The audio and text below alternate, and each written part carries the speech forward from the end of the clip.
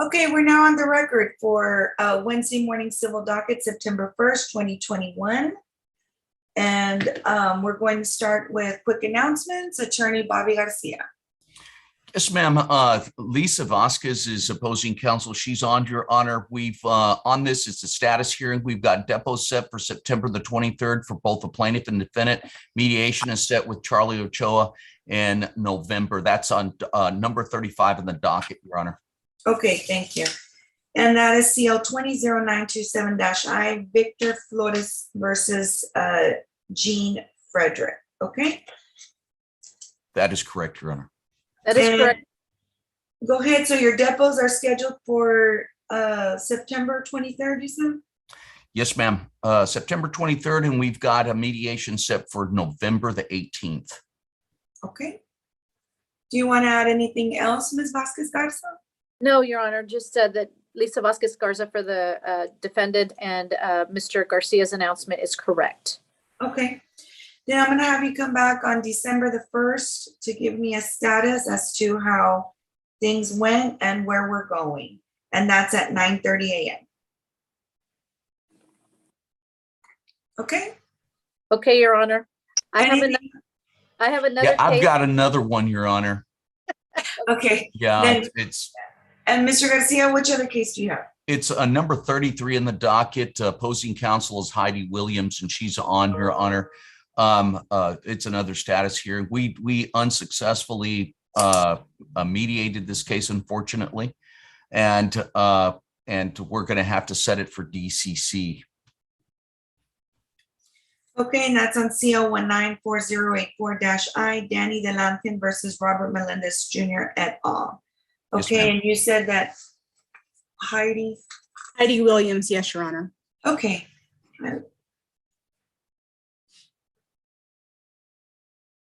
Okay, so then we're just going to proceed with a trial setting then? Yes, ma'am. Yes, Okay. Your Honor. Then I'm gonna have you come back on February the 9th. And at that point, we should have a better picture as to the trial docket. February 9th at 9:30. February the 9th at 9:30. That's all I have, Your Honor. May I be excused? You certainly may. Thank you so much, Your Honor. Same here. May I be excused? You certainly may. Thank you. Okay, Ms. Vasquez Garza, go ahead with your next case. Yes, Judge, I have number 28 on the docket. CL 171644-I, Francisca Garza et al. Versus Maria de la Luz Rojas. Okay? Your Honor, Vasquez Garza on behalf of the defendant stepping in for Rosemary Sandoval. I am pleased to announce to the court that this case has settled. So we will submit the closing documents, I would say, within the next 30 days, Your Honor. Okay, I'll go ahead and set a tickler for October the 1st, just to see whether or not they've already been submitted by that time. Judge, and I'd also like to add that I know my office is one of the offenders on the issue you discussed earlier, and I have just made a note to my staff not to keep calling and bugging Ms. Bianca. She usually sends them to me, and I usually am the one that misplaces them. So we'll do better on our end, Judge, with respect to that issue. And of course, I have no problem with y'all forwarding them to anybody that you know that you need to in your firm, but that would help us out. I just half the time, Judge, overlook them, and so I panic, but I'll make sure to be better and have already forwarded the message to my folks on my end. So we'll do better on our end. Okay, thank you. I appreciate it. That's all I have. May I be excused? You certainly may. Thank you. Okay, Attorney Dennis Ramirez. Good morning, Your Honor. Good morning. Number 34 in your docket. Okay. CL 195206-I, Diego Flores versus Up Trucking Services. Judge, and before we start, I don't see Lance Kirby or somebody from his law firm. He's the defendant, and I thought they were on, so I may need to be recalled, Your Honor. Okay. Mr. Kirby, Lance Kirby. Okay, if you want to contact him and see if maybe he'll allow you to make an announcement on both of your behalf. I'll do that, Your Honor. Thank you. Sorry for the inconvenience. That's fine. Attorney Graciela Orellana. Good morning, Your Honor. I have 4 status hearings on your civil docket this morning, starting with number 27. Okay. And I CO 171306-I Laura Gonzalez versus Jorge Eduardo Garcia Jr. And what is your announcement, Counselor? Graciela Orellana for the plaintiff, and I think Nick Denzer is the defendant on this one, Your Honor. I'm here, Judge, for defendant Garcia. Oh, Mr. Denzer, happy belated birthday. Oh, thank you. Okay, so what is your announcement? Judge, on this one, we're just needing a trial date. It's already, we've conducted depots, we mediated back in 2018. There hasn't been new information. I know previous to Mr. Denzer being on the case, I had tried multiple times to try and get it resolved, and unfortunately, we were unable to. So on this one, we're just needing a trial date. Okay, anything to add, Mr. Denzer? No, that's it, Judge. Okay, so then you'll return on February 9th at 9:30. For a status, Judge? It'll have to be for a status. And at that point, we should already have a better indication of how we're handling the jury panels. And then we'll set you up after that. Okay, Judge. Okay, your next, Mr. Denzer, do you have another case? It's with some other attorneys, so I'll wait till it's called. Okay, go ahead, Ms. Orellana. The next one is number 37 with John Schultz as the defense attorney.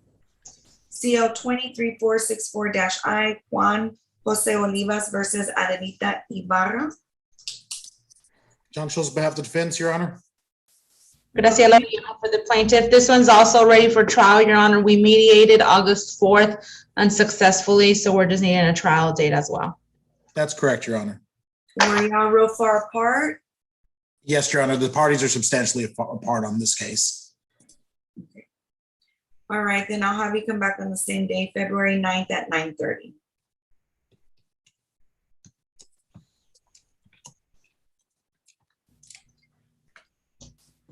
Okay. Your next case?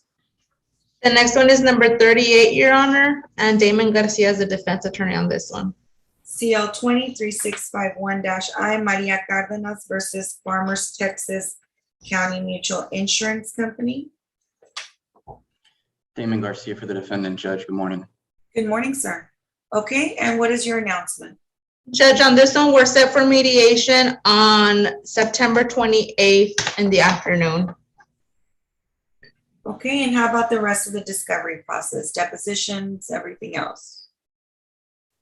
I believe everything's been done. If we're not successful in mediation, I foresee that we may need some expert depositions possibly.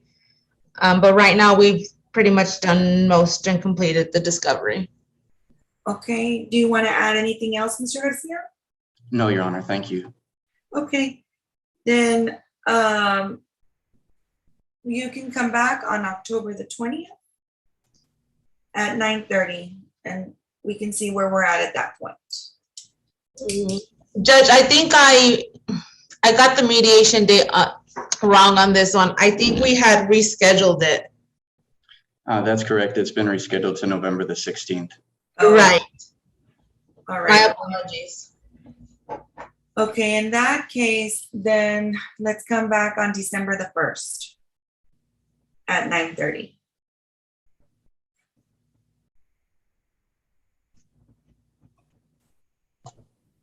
Okay, Okay, Thank you, Judge. do you have another one? I have one more, Your Honor, number 39 on your civil docket.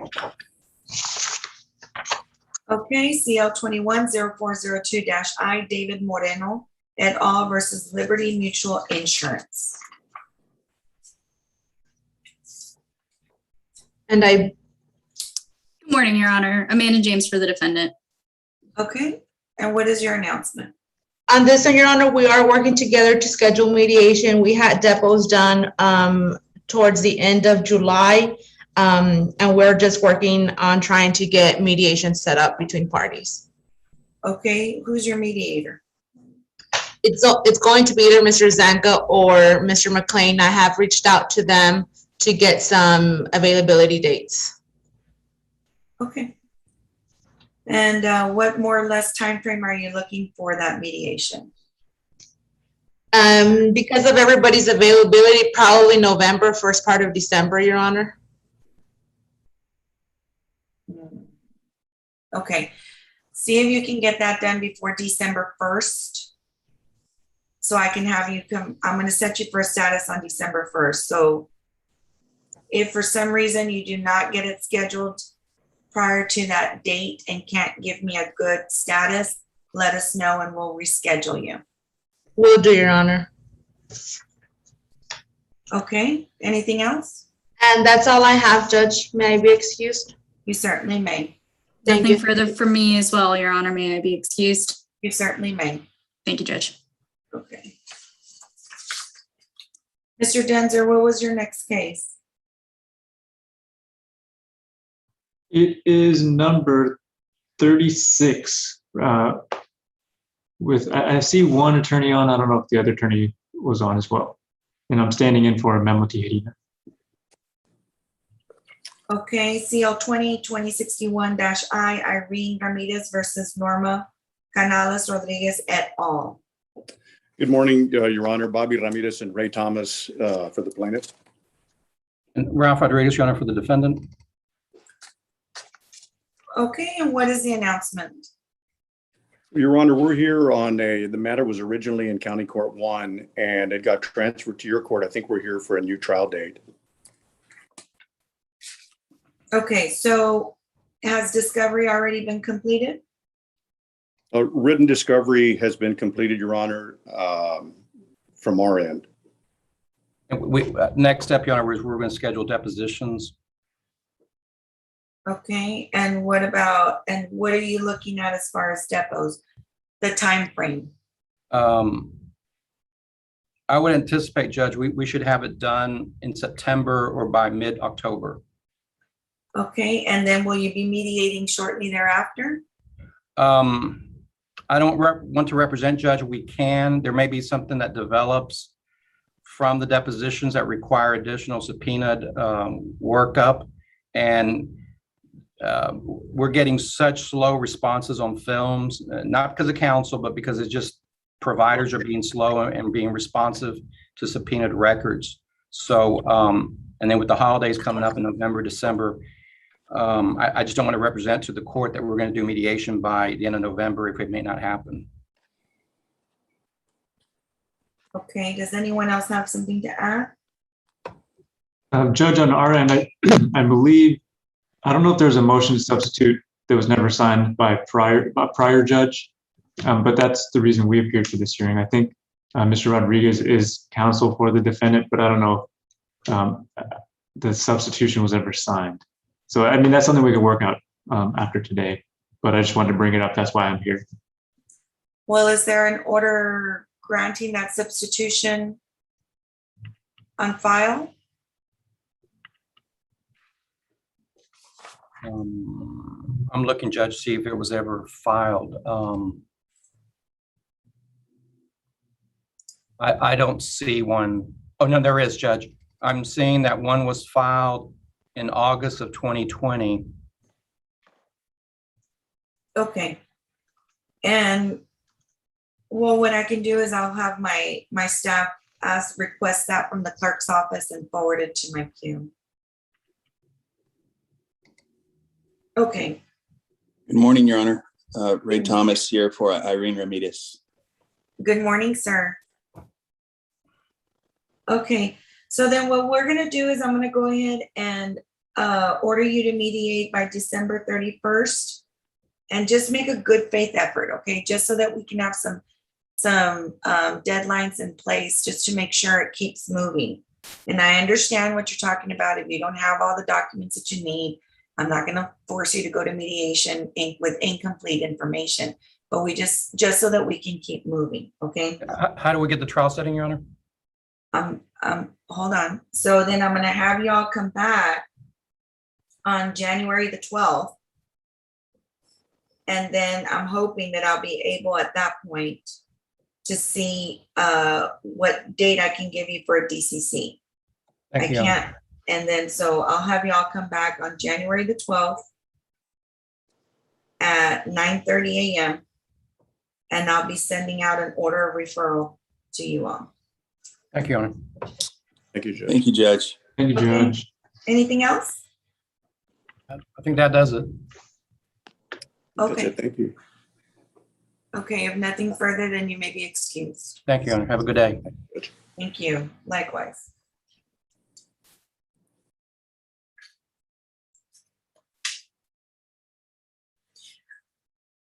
Okay, Attorney Andrew Smith. Yes, Your Honor. Good morning. morning. I'm here on docket number 18.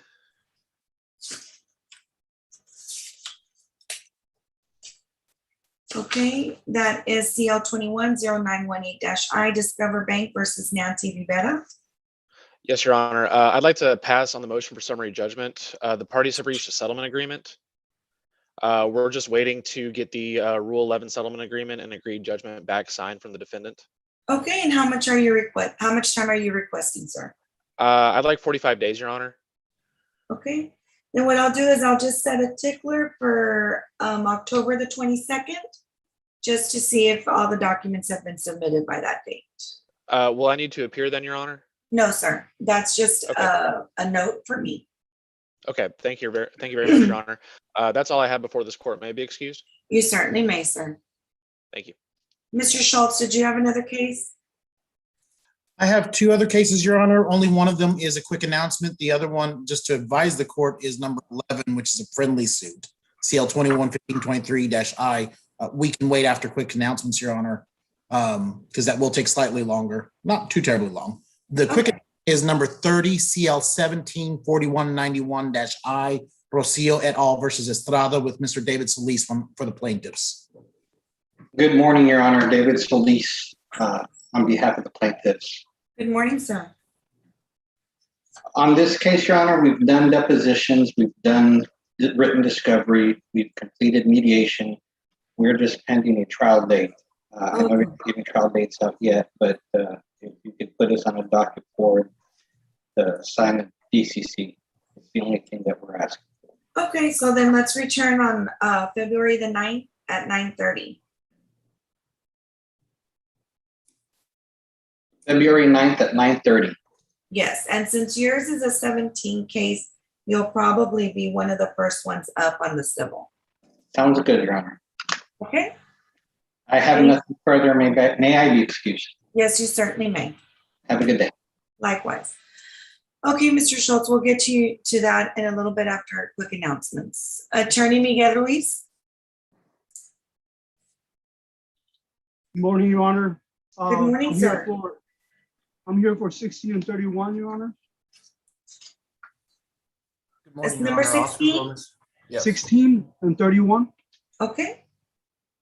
So That's for CL 202329-I. Your Honor, Hajoka, Hajoca Corporation, DBA More Supply versus Ernesto Garza. And who's here for the defense? Your Honor, this is a default judgment, Your Honor, but we're asking for the court to pass it. Oh, I thought I heard somebody chime in. Okay. So you're asking for us to pass it? Yes, Your Honor. Okay, and if you want it reset, you'll need to file an order resetting hearings. We will, Your Honor. Thank you. Okay, so then, well, did they file an answer or why is it that you're passing? Your Honor, something came up and the attorney for the lead attorney for this case just asked me to cover this hearing and pass it. So I'm not exactly sure. Oh, okay. All right. Okay, so then just have him submit an order resetting hearing if he's going to want to have that heard, okay? Yes, Your Honor. Okay, and you also had number 31? 31, Your Honor. CL 183786-I Natural Trade versus Valley Lumber and Packing Trading et al. Yes, Your Honor. And I think I saw defense attorney Oscar Gomez here. Good morning, Your Honor. I'm here on behalf of the defendant, Eduardo Garcia and Valley Lumber. Okay, good morning. And what is the announcement, gentlemen?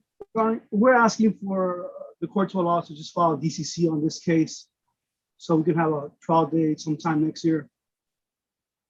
Then why do I have on my notes that at the previous DWAP that it was settled? Your Honor, It is resolved, Your Honor. Yes. This case settled last October or last year sometime. And in fact, settlement documents were circulated and defense has already tendered the settlement amount. The issue here is that there is some disagreement as to the release language because there is a companion case in Canada and that case has not been resolved. So the Canadian lawyers are, I guess, not happy with the release language that is proposed here in Texas. So that's what we're trying to reconcile. And in the meantime, we need some time to kind of get that resolved. The case is settled, but we would need perhaps either a DCC for a later time to see if that's going to not go through, or a status conference sometime in early 2022. Okay, so then, Mr. Ruiz, and your announcement for a trial setting that's not what you're asking for then? No, Your Honor, we're just asking for either another status or sometime next year. But we probably will submit a DCC just so we can have that on file. But a DCC for what? On what issue? If you already settled it, I mean, this is just something, the language in that release, that's something you all have to duke out on your own. So I'm not going to make that decision for you. And I'm not certain. I mean, I don't know. Your Honor, status conference will be fine, Your Honor, next year. Okay, February 9th. Thank you, at Your Honor. 9:30. And you all have plenty of time between now and then to try to talk that over. You will, Your Honor. That works for us, Your Honor. Thank you. Thank you. Okay. That's all I have, Your Honor. May I be excused? Yes, you both may be excused if you have no further business. Thank you. Okay. Attorney Sergio Munoz? Judge, it's just number 41 on your docket, Your Honor. Mr. Kennedy Salinas is opposing counsel. It's just a quick announcement, Judge. F 5397-19-9 in the matter of the marriage of Esteban Osuna and Maria Luisa Osuna. Yes, Your Honor. I represent Ms. Maria Osuna, Your Honor. I think Mr. Salinas is logged in as well. We just had a quick announcement for the court. Okay, Mr. Salinas, are you on? Yeah, Your Honor. Yes, Kennedy Salinas. I represent Mr. Osuna, Your Honor. Can you hear me, Your Honor? Yes, and what is the announcement? Yes. Your Honor, the announcement is, and we send discovery and everything. We want to go ahead. I spoke to Mr. Munoz to go ahead and have a mediation. And we're looking at doing that mediation within the next 2 weeks because there's no children, but there is a lot of property. And part of that agreement, Your Honor, would be is the mediation within the next 2 weeks. And also that the mediation will be paid out of the coffers, out of the respondent. She holds the money to the community property, and there's money there. So do you want me to go ahead and do an order, or we're fine doing it in front of you right now, Judge? Okay, so you all have agreed to mediate this case within the next 2 weeks. Is that correct? Yes, Judge. Okay, then that's good enough for me. Have you all agreed to a mediator? We're talking with Ibelia Signs. She gave us some dates within the next 2 weeks. Is that fine, Sergio, and then Mr. Munoz, or we have also another one too? Yes, Judge. I think we had just discussed it, either Ms. Saenz or Andy Almaguer, whoever would be available the next 2 weeks, just in the interest of time. I think Mr. Salinas already got some dates from Ms. Saenz. So if that one works out, I guess we'll just try to finalize it ASAP so we can get it set. Okay, so do you want your next setting to be for the final hearing or for another status? I guess if we could do status, I guess within 30 days, Your Honor. Okay, and if for some reason you've settled all the issues, you can always prove up the divorce at that hearing. Yes, great. Your Honor, and also just so it's on the court record, and it is in agreement with Mr. Munoz and respondent that that mediation will be paid out of the coffers, out of the community property that the respondent has access to with the accounts. Okay, Mr. Munoz, is that your understanding? Yes, Judge, they're gonna pay it out of the community funds. Okay, then let's return on October the 6th at 9:30. And if you need a date sooner than that, in case it settles, just let us know. Okay, thank you so much, Your Honor. What was that date, Judge, on the status? October 6th at October 9:30. Okay, thank you. Thank you, Your Honor. Okay, anything else? No, may be excused, Your Honor. Yes. Thank you. Okay. Judge, and I just have that friendly suit, but I guess we'll wait until after you're done with the quick announcements, Your Honor. I'll just stay on standby. Okay, thank you. Attorney Benguerra? Good morning, Your Honor. I'm here on number 17 on your docket. Good morning, sir. CL 23187-I Lone Star National Bank versus Michael Cavazos. Good morning, Your Honor. This is a motion for default judgment on some promissory notes. Mr. Cavazos has not filed an answer. He was served back in October of 2020. So we're wanting to proceed with a motion for default judgment. Okay, and did Mr. Cavazos receive notice of today's hearing? Yes, Your Honor. I mean, we sent him the motion certified mail as we usually do, and the order setting hearing as we usually do. Okay, then you can go ahead and proceed. Yeah, thank you, Your Honor. This is a suit on two promissory notes by Mr. Cavazos to Lone Star National Bank. Exhibit A is a certificate of last known address. Exhibit B is the non-military affidavit. And Exhibit C is the bank's representative affidavit, as well as the promissory notes and notices sent on both notes. And Exhibit D is the attorney's fees affidavit. We are asking for a judgment in the amount of $1,198.84, which is the principal due on the note ending in 443.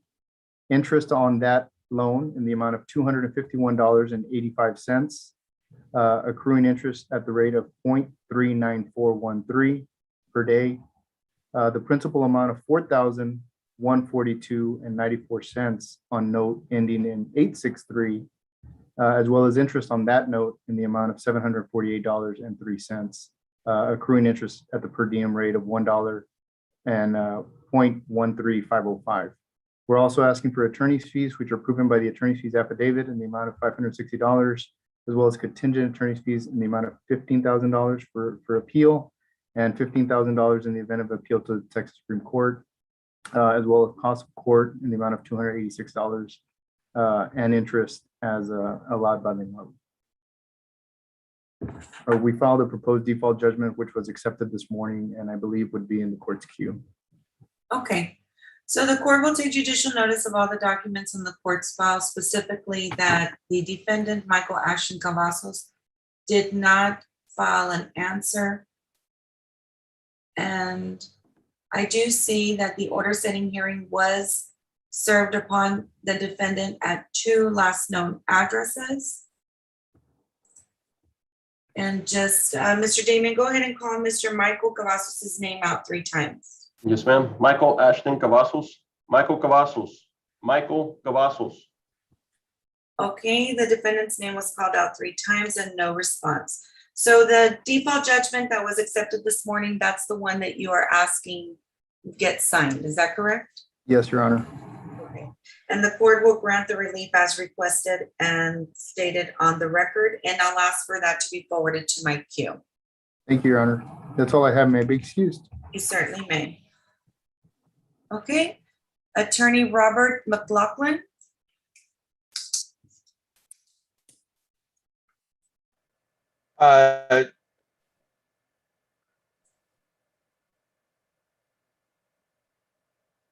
Just a second, Your Honor. Okay.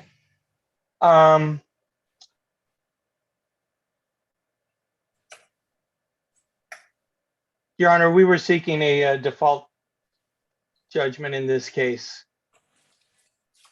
Okay, and is this number 14 on the court's docket? Yes, Your Honor. Okay, that's CL 164665-I Portfolio Recovery Associates versus Esmeralda Rodriguez. And are you proceeding on your default judgment today? Mr. McLaughlin, you're on mute, sir.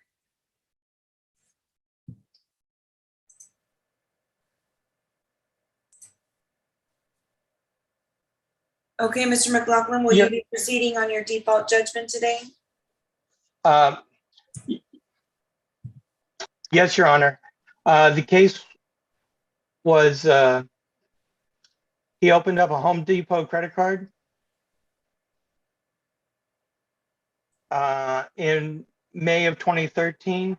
And Mr. McLaughlin, this is on Miss Esmeralda Rodriguez, is that correct? yes. Okay, all right, go ahead and proceed.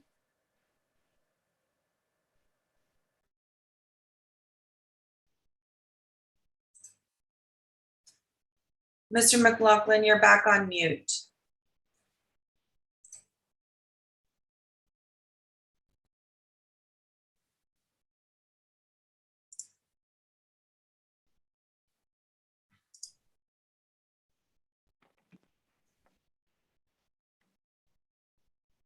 Mr. McLaughlin, you're back on mute. I haven't heard anything past you acknowledging that it was on Miss Rodriguez. I think you're having some problems. I'm sorry, Your Honor. Okay, the court will take judicial notice of the documents in the court's file, specifically that Ms. Rodriguez failed to file an answer. She did receive proper notice of the order setting hearing, which was sent to her last known address in Mercedes, Texas. So Mr. McLaughlin, go ahead and proceed.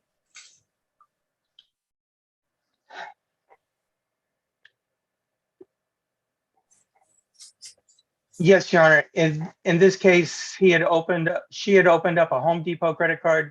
They made their last payments in May of 2013. And the case was filed in December of 2016. You're back on mute.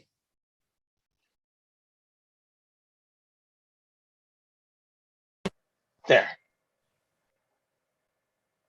And it was served in January of 2017.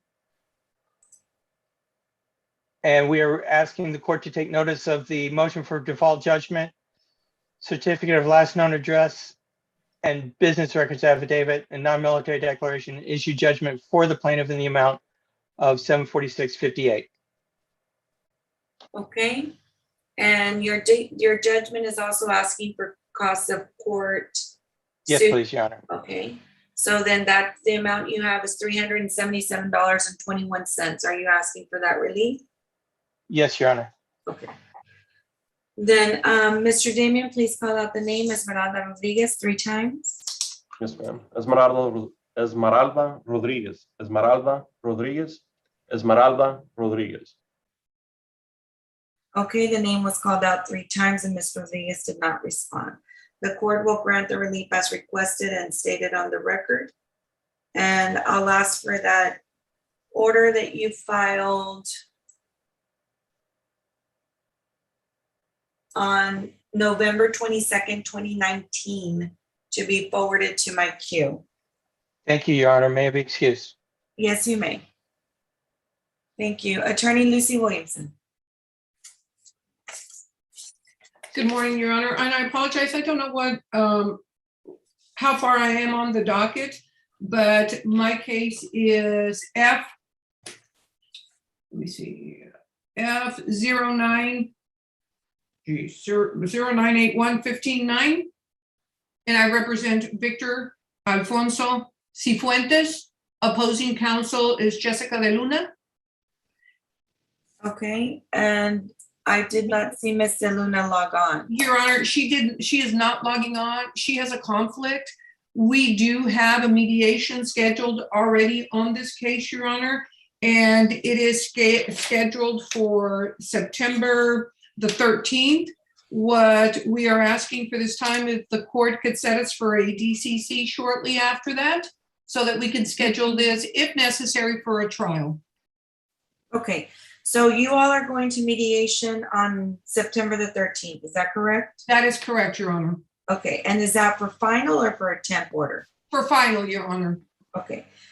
Then I'm gonna go ahead and have y'all come back on September the 20th. And then at that time, we'll see if you settled, and if not, then we'll start looking at other things. Okay, Your Honor. Will it be at the same time, 9:30? Yes, ma'am. And I will notify Ms. De Luna of this, Your Honor. She did have a conflict and she apologized. I told her I'd make the announcement for both of us. Okay, thank you, ma'am. Thank you. Okay, Attorney Lindsay Guerra. Good morning, Your Honor. We're here on number 15 on the court's docket, Border versus Landstar. This is my motion. Opposing counsel's office notified me last night that he was, I believe, out of state and unavailable for this morning's hearing. And I told them I would make that announcement to the court. My motion may be moot, Judge, because it was a motion to extend time to designate experts based upon a trial setting in 3 weeks, which I assume is certainly not going to happen. So whatever is best for the court, should we do a DCC or a new status conference? Just okay. Well, we'll do. Let me call the case. CL 20-2265-I Border Warehouse versus Landstar Ranger Inc. et al. And what we'll do is we'll go ahead and come back and do a status. Where are you as far as discovery is concerned? Very initial stages, Judge. This is a business dispute, so there probably won't be a lot, but I think we've just exchanged written discovery and that's all. Okay. So let's come back on October the 6th at 9:30, and then we can see where we're at that point. Yes, Your Honor. I have no further business before the court. I will notify opposing counsel of that status conference date. May it be excused. You certainly may. Thank you, Judge. Have a good one. Okay. Attorney Wayne Collatney. Yes, Your Honor, this is number 26 on the docket.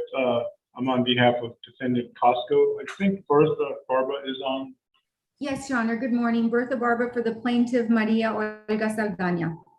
Okay, it's CL 170075-I Maria Saldana versus Costco Wholesale Corporation. And what is the announcement, Counselor? We need a trial date. The case has been mediated in 2018. I believe discovery is complete, and we just need to do everything we can to get a new trial date. That's correct, Your Honor. Okay.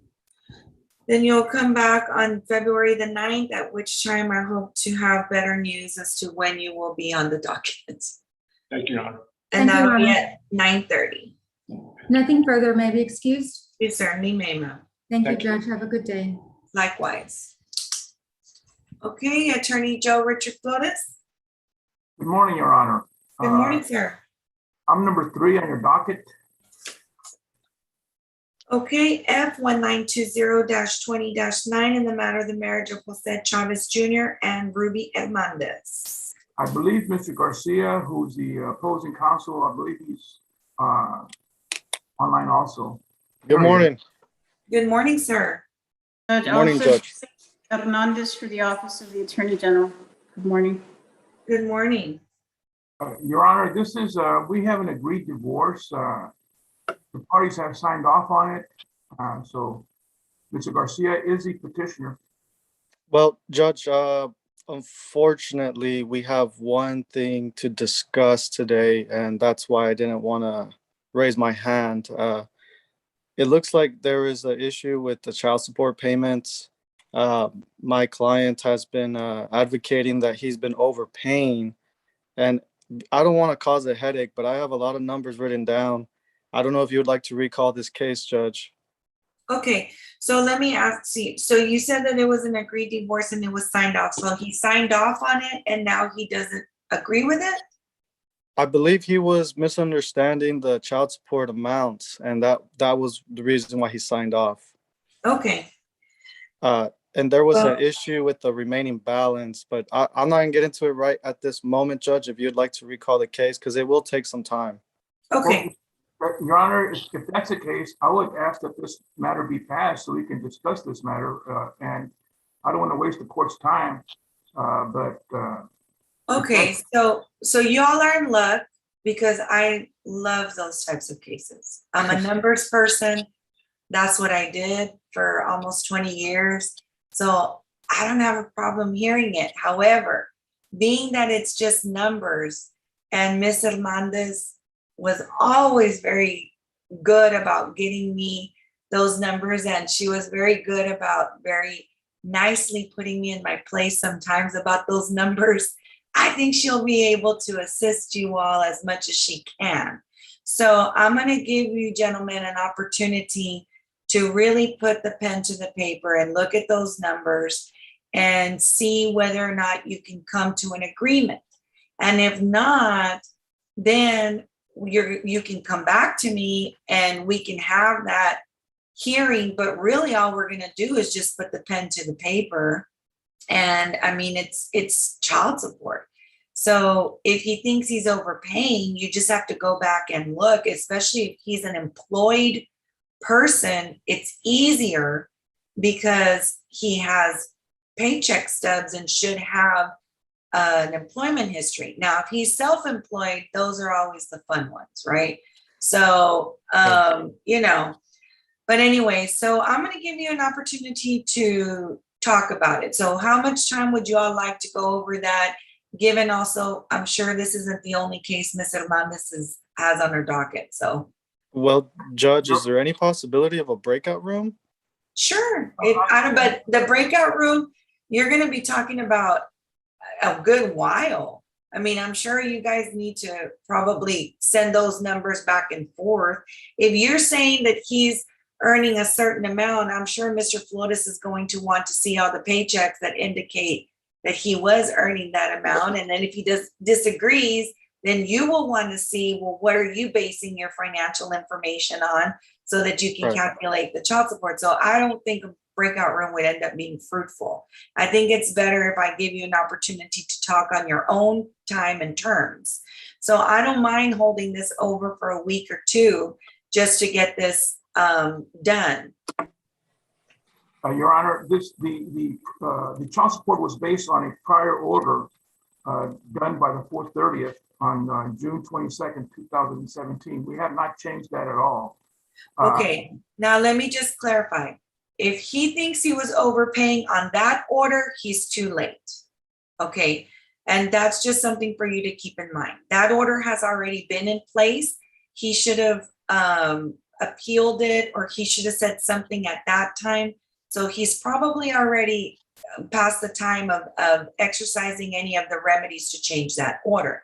Now, current child support, if he feels that current child support is being calculated incorrectly, now there he still has a chance to change it. But if this has to do with if he thinks he overpaid in the previous order, then he's late to the party. But I'll go ahead and give you the time to talk about it, though. Okay, Your Honor. Your Honor, I have to have a couple of weeks, maybe. Okay. So let's come back on September the 15th at 9:30.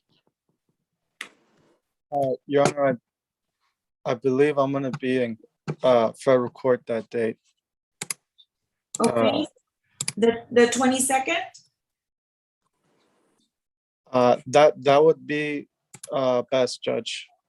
Okay, then let's do September the 22nd at 9:30. Your Honor, And then for some reason, if you have it resolved prior to then, let us know and we'll get you on the docket for a quick prove up. Your Honor, just for the record, I had requested all the stubs and everything from him, and he gave me all of the payroll records, and that's what we came up with. It's the same thing. Okay. Well, we're going to discuss that, Judge. There's been several employment changes in the very recent few months, so. Okay, well, just, get that exchanged. Anything that you're going to want to have taken into account with with respect to calculating the child support, well, obviously you're going to want to make sure that they also have that information so they know what you're talking about and why you're basing it. Basing your argument on those numbers. Okay, but let me remind y'all, it is numbers. So the numbers are going to be what they are. And usually Ms. Hernandez just plugs them in and, we'll come up with that magic number. And, they're not always going to like it. Most of the time they don't, but it is what it is. And that's what the great state of Texas says has to happen, child support, and that's what it, that's what happened. So just come back on September the 22nd at 9:30. And then if you get it done sooner, just let us know and we'll be happy to take you up sooner. Okay? Thank you, Your Honor. Okay, y'all may be excused. Ms. Hernandez, do you have another case? I only have that 2 p.m. case, but I heard it was going to be passed. Yes. The Okay. attorneys asked for it to be passed. Thank you. That's all I Okay. have. Thank you. Okay, Attorney Sharon Stjostrom, please tell me if I mutilated your last name. It's Sjostrom, So Sharon Sjostrom, and I'm appearing on number 20 on your docket, Your Honor. Okay. I'll try to get that right next time you appear in front of me. Thank you, Your Honor. All right, CL 211682-I, First Technology Federal Credit Union, DBA First Tech Federal Credit Union versus Maria Socorro Gonzalez. Is anyone here for the defendant? I'm here by myself, Your Honor. Okay, so let me see, Ms. Gonzalez. Okay, so Ms. Sjostrom, have you had an opportunity to speak to the defendant? No, I have not, and since it was a default judgment, it looks like we'll have to Is there a phone opt the number motion that for you can default. give? Is there a phone number you can give Ms. Gonzalez so she can contact you all? Absolutely, 214-630-1916. Okay, so Ms. Gonzalez, I encourage you to contact them to see if there's a way of settling this matter. And if you're gonna continue to represent yourself, you can make that call. If you're going to hire counsel, then I suggest that you do that as soon as possible. So I'm gonna give you an opportunity to discuss it with them, okay? Yes, ma'am. Okay, Thank you, so Your I'm gonna go ahead and have y'all come back for, I'm gonna change it to a status on October 6th at 9:30. If y'all have settled it by that time, then just announce the settlement and when you'll be submitting the settlement documents. Thank you, Your Honor. Your Honor, Yes, if I may, yes, may we have Ms. Gonzalez's email? yes. Ms. Gonzalez, do you have a working email, ma'am? Yes, ma'am. Can you please put that on the record? Yes, ma'am. Mary, MARY, GNZ@hotmail.com. And that way plaintiff's counsel also has it.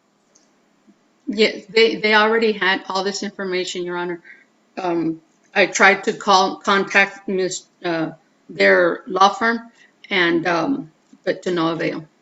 Okay, well, sometimes when the case gets back on their radar, then it starts getting worked on. So it's very difficult for them to keep up with all the cases. But now that you've contacted them, I'm sure plaintiff's counsel has made a notation, and so you can call in and see if you can work it out. Okay.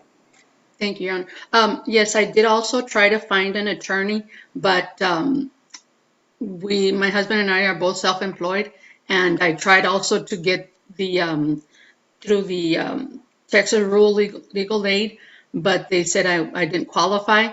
So I don't know how to get an attorney. Okay, well, why don't you start off with talking to them first and then see if there's a way, for all you know, you might enter into a payment plan that you can work with.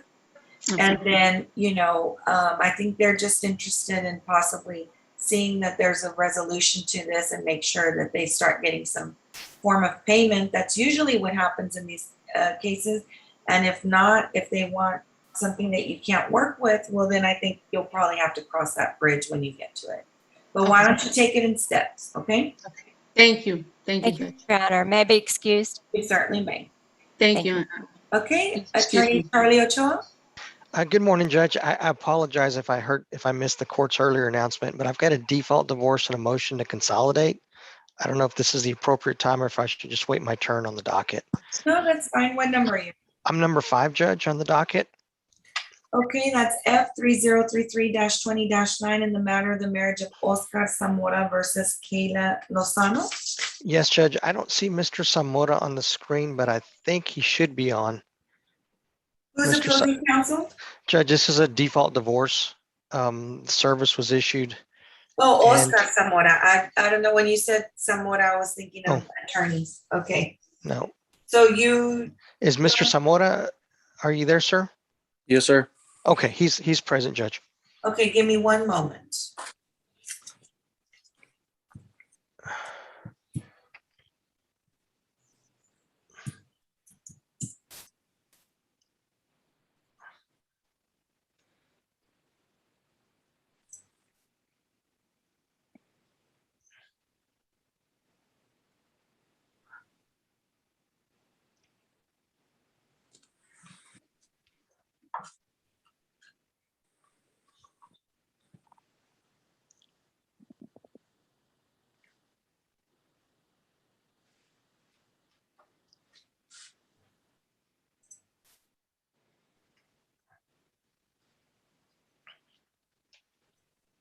Okay, so then, Ms. Lozano did not have notice of today's hearing?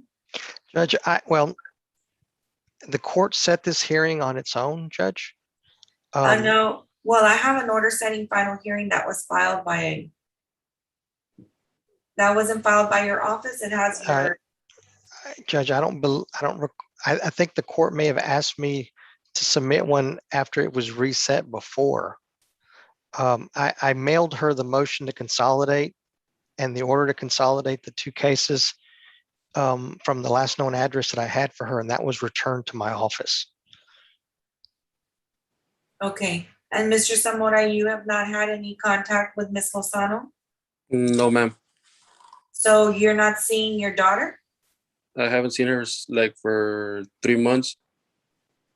When was Because the last time that you contacted your wife or had contact with your wife? like 3 months, probably. Because whenever like summer started, I wanted to go to see my daughter, and she just said she was out of state and she wasn't here, so she was never there. And then her dad told me she moved from his house, that she got an apartment, but they never gave me the address. So is she hiding the child from you? So I guess she doesn't want to live. How old is your daughter? She's gonna be 4 on November. She's 3 right now. That's very concerning. Okay, and you want to proceed today with the divorce? Yes, ma'am. Okay, because I would have liked to have her in front of me so I can admonish her or see why it is that this is happening with your daughter. I mean, I'm sure there's two sides. I mean, I know there's two sides to every story, obviously, but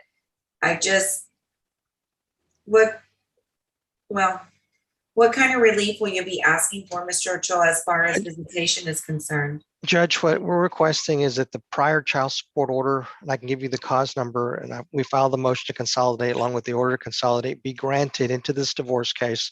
We're not asking that the child support order or the child support amount be disturbed in this case. We're just basically requesting relief that the court grant the divorce. Okay, so then what is the cause number on the original case? It's on the child support review order. It is F0270-19-9. Both of these cases, the child support case originated out of County Court 2, but it was transferred to your court. Okay, and that established child support and orders for visitation? Yes, ma'am. Okay. Okay, Mr. Zamora, please raise your right hand. Do you swear that the testimony that you're about to give is the truth, the whole truth, and nothing but the truth, so help you God? Yes, ma'am. Okay. And Judge, go ahead. Judge, I'm assuming that the court's going to grant my motion to consolidate the two cases. The court will take judicial notice of all the documents in the court's file, specifically the motion to consolidate, and it will consolidate F-0270-19-9 into this case F-3033-20-9, and will adopt the order that was previously in place. I'll allow you to do the proof of go forward. Okay, Judge. Would you please state your name for the record, sir? Oscar Alejandro Zamora Jr. Yeah, Mr. Zamora, you can put your hand down, by the way. Are you the same Oscar Alejandro Zamora Jr. that has filed this cause number F3033-20-9 for divorce against Kayla Ruby Lozano? Yes, sir. And you were married to her on or about February 28th of 2015, is that correct? Correct. And you separated and stopped living together as husband and wife on or about September 1st of 2018, is that correct? Correct. Your marriage to her has become insupportable and you're not compatible as husband and wife, is that correct? That's correct. And is there any expectation of reconciliation? No, sir. Okay, as previously discussed, there was one child born during this marriage, is that correct? Yes, sir. And as far as you know, your wife is not pregnant or expecting the child at this time? No, sir. Okay, as we talked about earlier, the child support order, there's a current child support order that's in place regarding visitation and the child support amount, and we're asking that that order continue, is that correct? Correct. Okay. In regards to, there's no community property accumulated during the marriage, is that correct? Yes, correct. There's So nothing. you're asking that any personal items, cash, monies in the bank, jewelry, other personal possessions that you have be awarded to you, is that correct? Yes, correct. And you're requesting that any personal items she has, any furniture, clothing, jewelry, the same thing that she may have be awarded to her, is that right? Correct. Okay, and then in regards to any debt you that you accumulated that are in your name during the marriage, you're going to pay for, is that right? Correct. And any debts that she's accumulated during the marriage, she's going to pay for, is that correct? Yes, that's correct. And you are asking the court grant you this divorce, is that right? That's correct. Yes, sir. And have you been satisfied with the services that I and my office have provided to you in this case? Yes, sir. Judge, we have nothing further. Okay, what is that child support amount, just for the record?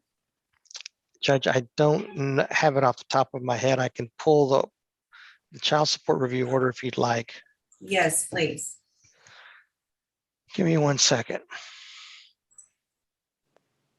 Or Mr. Zamora, do you know what the child support amount is off the top of your head? No, I'm not sure. It's 1,000.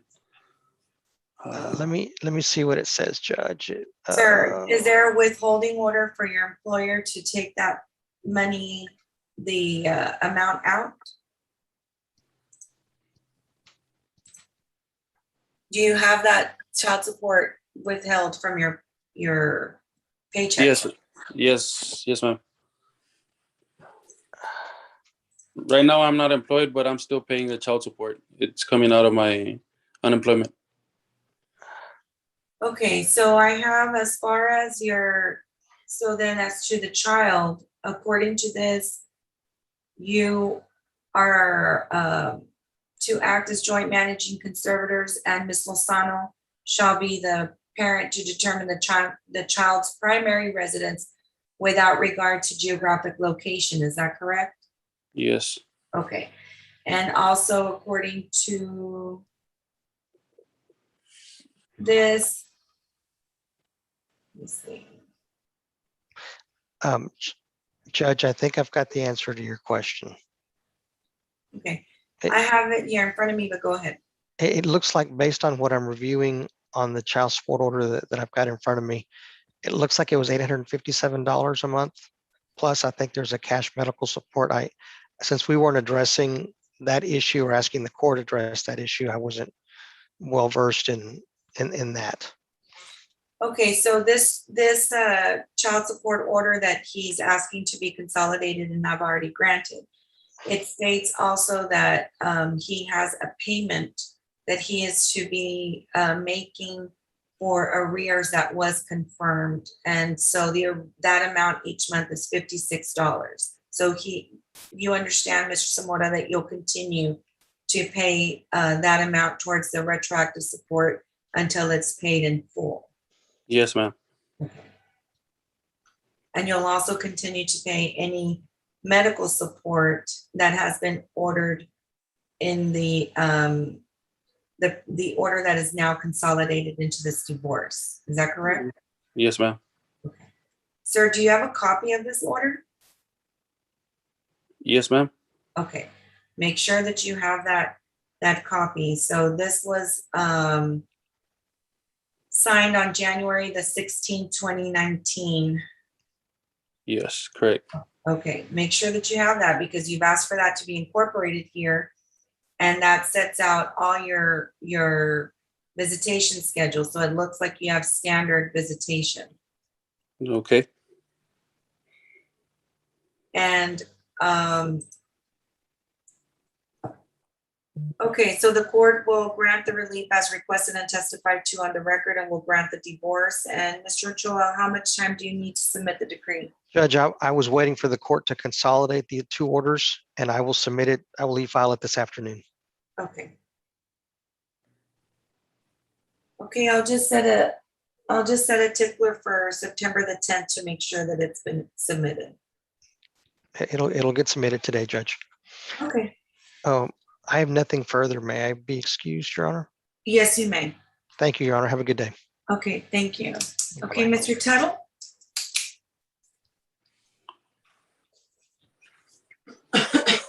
Good morning, Your Honor. Good morning, sir. We have an announcement, Your Honor, with regards to our case that we have this morning, Your Honor. Okay, and that what case- number? I apologize, Your Honor. I had it. 5, Your Honor. I'm sorry? It's 25. 25, Your Honor. I apologize. I had it a second ago. Okay, CL 141077-I, Elias Hernandez versus Donna Independent School District. Yes, Your Honor. And we're asking for a DCC, Your Honor. Okay, so is Mr. Garza here?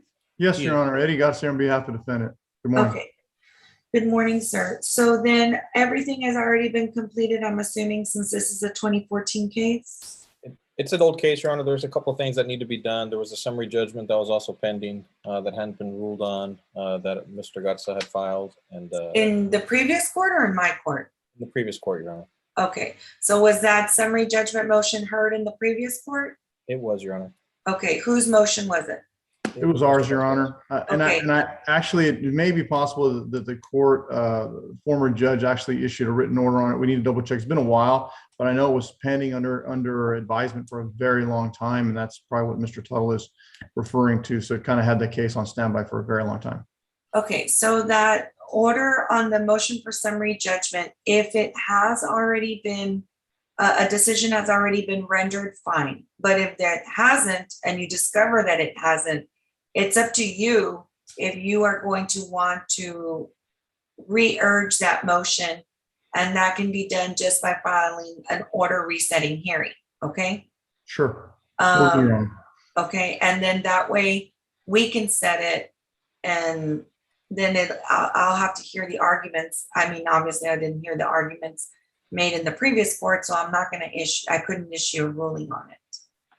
Thank you. That may be something that we bring forward to the court's attention at a later date if it looks like something we want to revisit. Okay.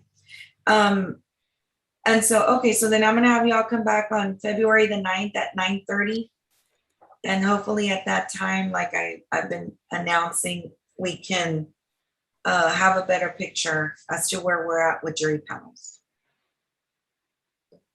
Thank you, Your Honor. All right. Thank you, Your Honor. Okay, anything else? That's it. Not on this matter, Your Honor. I do have an announcement on another case that you haven't called yet. It's number 23 on your docket. Okay, Mr. Tuttle, is that all you have? That's all I have, Your Honor. May I excuse? You certainly may. Thank you, Judge. Okay, that's F 2938-13-9 in the interest of a minor child. Yes, Your Honor. Okay, and who is the opposing counsel?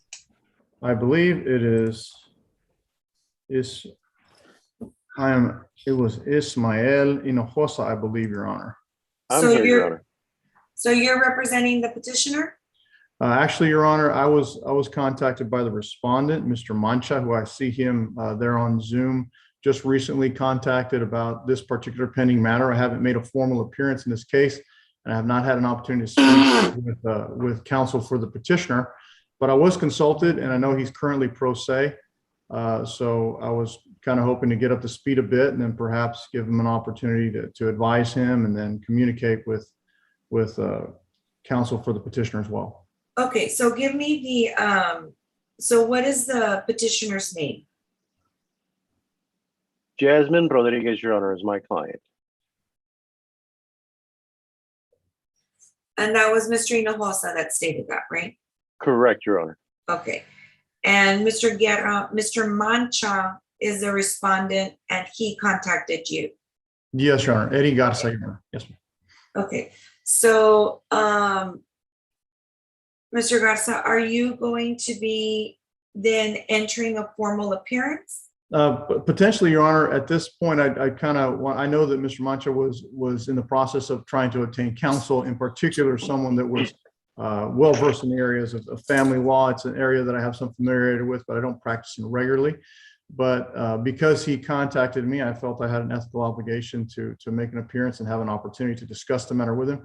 I don't know entirely exactly what the nature of the modification that petitioner's counsel is trying to do of a prior order, but perhaps we could get some information on that and then at least be in a position to advise Mr. Mancha on some of the possibilities of how to resolve that motion. Well, I think Mr. Hinojosa would need to know first whether you're coming on or not, so that, and if you're gonna come on, then I'm sure that you all can exchange that, or unless you all want to have some kind of informal talks, because I believe when do you think you'll be making a decision as to whether or not you'll be accepting the case? If counsel wants, if Mr. Hinojosa wants to speak today during the day and kind of get up to speed a little bit, then at least I can kind of have an understanding as to what the parameters of what we're dealing with in this motion, and then communicate with Mr. Mancha. And it's possible that maybe this is something that we can work out outside of the actual setting. I just need an opportunity to kind of get up to speed and speak with Mr. Hinojosa about that if he's open to it. Okay, Mr. Hinojosa, what's your modification of asking to modify from the original order? Basically, Judge, right now they're doing split custody, 1 week on, 1 week off for each parent. They've been doing that under temporary orders since August of 2018. They've tried to make it work, at least my client has, but it's come to the point where it's not working anymore. My client is extremely stressed out and having to deal with Mr. Mancha. It's affecting the child as well. So we're asking for my client to be named primary and for Mr. Mancha to be given extended standard. Okay, so then. And the other thing I would like, Your Honor, I'm sorry, I don't mean to interrupt the court, but the other thing we would like to do, and if the court wants to pass the hearing to let Mr. Garza come in, I understand. But what we would like is a social study to be conducted. There was one done back in 2018 by Mr. Paul Bazaldua. We'd like to have the court order a social study, and we'd like to get to a final hearing because they've been working under temporary order since 2018. Okay, so let me ask you, how many children are involved? Just one, Your Honor. And how old is the child? Jaden is, I think, about 9 now. Ms. Rodriguez? Yes, yeah, Jasmine? he's 9. He's gonna be 10. Yes, he's 9. He's gonna be 10 in November 1st. Okay, so he's in 4th grade? Or is he in 5th grade? Correct. 4th grade? No, he's correct. Mhm. Okay. So, Mr. Garza. Do you mind if I? No, hold on. So I'm going to give you, okay. Mr. Garza, I'm going to give you an opportunity to meet with Mr. Mancha and to speak to Mr. Hinojosa. And normally what I would do is I would send you all straight to mediation once I confirm who the attorneys are going to be on this. However, in the whole time that I've been doing family law, I was doing family law, whenever you've had a 50-50 split like this, where it's 1 week on, 1 week off, it doesn't always seem like the one parent is going to be giving any kind of wiggle room to give up that 1 week on and 1 week off to extended standard. So unless this is something new as far as their willingness to agree to something like that, I'm pretty sure we're going to have to be setting you up for a contested hearing. And if you're wanting to finalize that, that's not going to happen very soon because you have a motion to modify temp orders at this time. That's correct, Judge. Okay, so we're going to have to take that up first, the motion to modify the temp orders. Now, if you're going to want a new social study to be done, then you need to file the appropriate motion And if it's not agreed to, then you'll need to file an order setting hearing so we can set you on that motion. If it's agreed to, then just submit an order and I will assign the person to do the social study that meets the requirements as per the family code. Yes, sure. Because some of the people that are doing them do not meet the requirements of the family code. So I'll give you the opportunity though to talk. However, I do try to set these matters very quickly because you have the holidays coming up, you have the second semester coming up, and I'm sure now with this whole pandemic, there's issues with how the learning is being done. And so we're gonna have to give you some time to tackle all of those things. So I'll give you an opportunity to go ahead and discuss that, but I am going to set you, the next setting will be, unless you, after talking, if you think that mediation will be fruitful, I will certainly send you there. But when you've got something where it's 50-50 like this, and then to go to extended standard, I think it's very rare that the person's gonna give it up on their own. So what we're gonna do is I'm gonna give you another setting and we're gonna set you for the contested docket. Ms. Rivera, when can we do an afternoon? On a Wednesday, please? Yes, ma'am.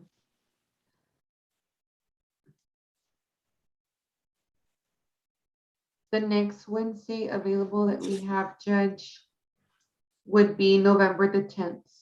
Oh, no, that's too far out. We do have one in 2 weeks, Judge, on the 6th. The 6th is the Labor Day. Of October, Your Honor, I'm sorry. Oh, 6th of October, okay. At 2 o'clock? Yes, ma'am. Okay, is that enough time for you all to decide if you're going to want to subpoena any witnesses and file any exhibits between now and then? I believe so, Your Honor. Okay. It would certainly give me enough time to consult with Mr. Mancha and see if, see the extent of my involvement and the extent of possibly how I can facilitate a resolution here, Your Honor. But you're talking about setting a contested case hearing for October 6th. Was that what that was? October 6th, 2 p.m. for a contested hearing on the modification for temporary orders. Okay, and then, Your Honor, would that be in person or by Zoom? Zoom. File any exhibits prior to that time so that I can review them. I will share my screen so you can also have availability to put up any evidence that you would like on the screen. Make sure that you subpoena your witnesses in time and have, once you get the link, you are responsible for forwarding that link to those witnesses so they can be on, okay? Yes, Your Honor. Also, if you're going to need an ad litem, get that motion on file as soon as possible. Yes, Judge. Okay. All right, Your Honor. Then I will endeavor to reach out to Mr. Hinojosa so we can chat a little bit after I get up to speed and maybe we can see where that takes us. Okay, do you have is your client also on, or your potential client also on? Yes, I see him right there on screen. Okay, so Mr. Mancha and Ms. Rodriguez, I'm just gonna give you this admonishment one time, okay? My concern is not you all as the parents. My concern is going to be your son and the well-being of your son, okay? I need you to understand that. And my concern is going to be how you are going to be able to co-parent for this child. This child is not a piece of property, okay? It is not who gets him, and that's 9/10 possession. It's not 9/10 of the law in this matter, all right? So I need you to also know that my background for almost the last 20 years has been exactly this. So I will very carefully dedicate my time to this matter because my only concern is your son. So I'm going to give you an opportunity about 30 days to try to see if you come up with something that works in your life. If not, you are placing your future in my hands, and I will gratefully accept that challenge, okay? So I'm gonna give you all an opportunity to discuss it. And like I said, if you can discuss it with your son at the forefront of this conversation and his well-being, then I think that you guys may come up with a resolution that works for you all. Look, nobody is saying that one party is better parent than the other party. And nobody is saying that one parent deserves a child more than the other parent. Okay. However, I just want you all to know that although you all are not getting along, to your son, I'm sure you're the best mom in the world and you are the best dad in the world. So keep that in mind, okay? All right. So I'll see you back here on October the 6th at 2 p.m. If anything changes, please notify my staff, and that way we can take care of it administratively. Thank you, Your Honor. And I'll reach out to Mr. Hinojosa as well. Okay, do y'all have contact information for each other? I just received it, Commissioner. Okay, perfect. Thank you, Judge. That's all I have, Your Honor. My client and I be excused. You certainly may. Likewise, Your Honor, we'll be excused as well. You certainly may. Thank you, Your Honor. Have a good day. Okay, Attorney Daniel Ramirez. Yes, ma'am. Good morning, Judge. Daniel Ramirez, representing the petitioner, Ascension Guzman II. He should be logged on. Okay, F 4401-20-9 in the matter of the marriage of Ascension Guzman versus Xiomara Guerra. Yes. She's unrepresented, Judge. She's appearing pro se, but the parties have reached an agreement and they both have signed off on the proposed divorce decree. Okay, and are there children involved? Yes, ma'am. There are children involved. Okay, so Ms. Guerra, you're okay doing this while you're driving? I'm about to park, ma'am. Okay, I'm just want to make sure you're safe. Okay, so Mr. Guzman, please raise your right hand. Ms. Guerra, don't raise your right hand. I just need you to be on the wheel. So do you swear that the testimony that you're about to give is the truth, the whole truth, and nothing but the truth, so help you God, Mr. Guzman? Yes, Your Honor. Ms. Guerra? Yes. Okay, Mr. Ramirez, you may proceed. Thank you, Judge. State your name, Mr. Guzman, your full name. Yes, my name is Ascension Guzman II. You live in Hidalgo County, Texas? Yes, sir. You are married to Xiomara Guerra, that's Siumara Guerra? Yes, yes, sir. You filed a divorce petition against her? Yes. And before you filed the divorce petition against her, you lived in Texas?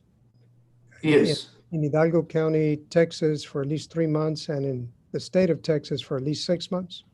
Yes, yes, sir.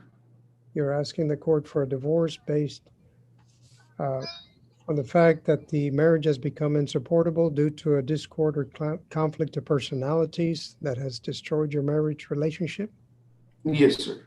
Do you and your wife have any reasonable expectation to reconcile? No. You have 2 minor children. One is 4 and one is 3, Malachai Guzman and Phoebe Guzman. Yes, yes, sir. Did you and your wife adopt any children? No. And to the best of your knowledge, your wife is not currently pregnant? No. You and your wife have reached an agreement on the terms of this divorce, is that correct? Yes, yes, we have. And both of you had an opportunity to review a proposed divorce decree and sign your names as approving the terms, is that right? Yes, sir. Yes, we have.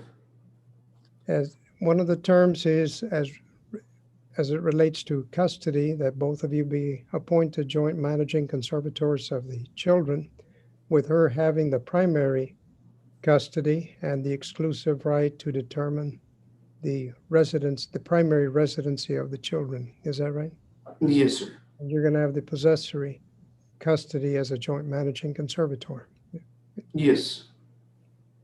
As for visitation, you and your wife have been following a visitation schedule that does not follow the first, third, and fifth weekends, but instead you have several days during the week, and then she's got additional days during the week, and then you switch the next week.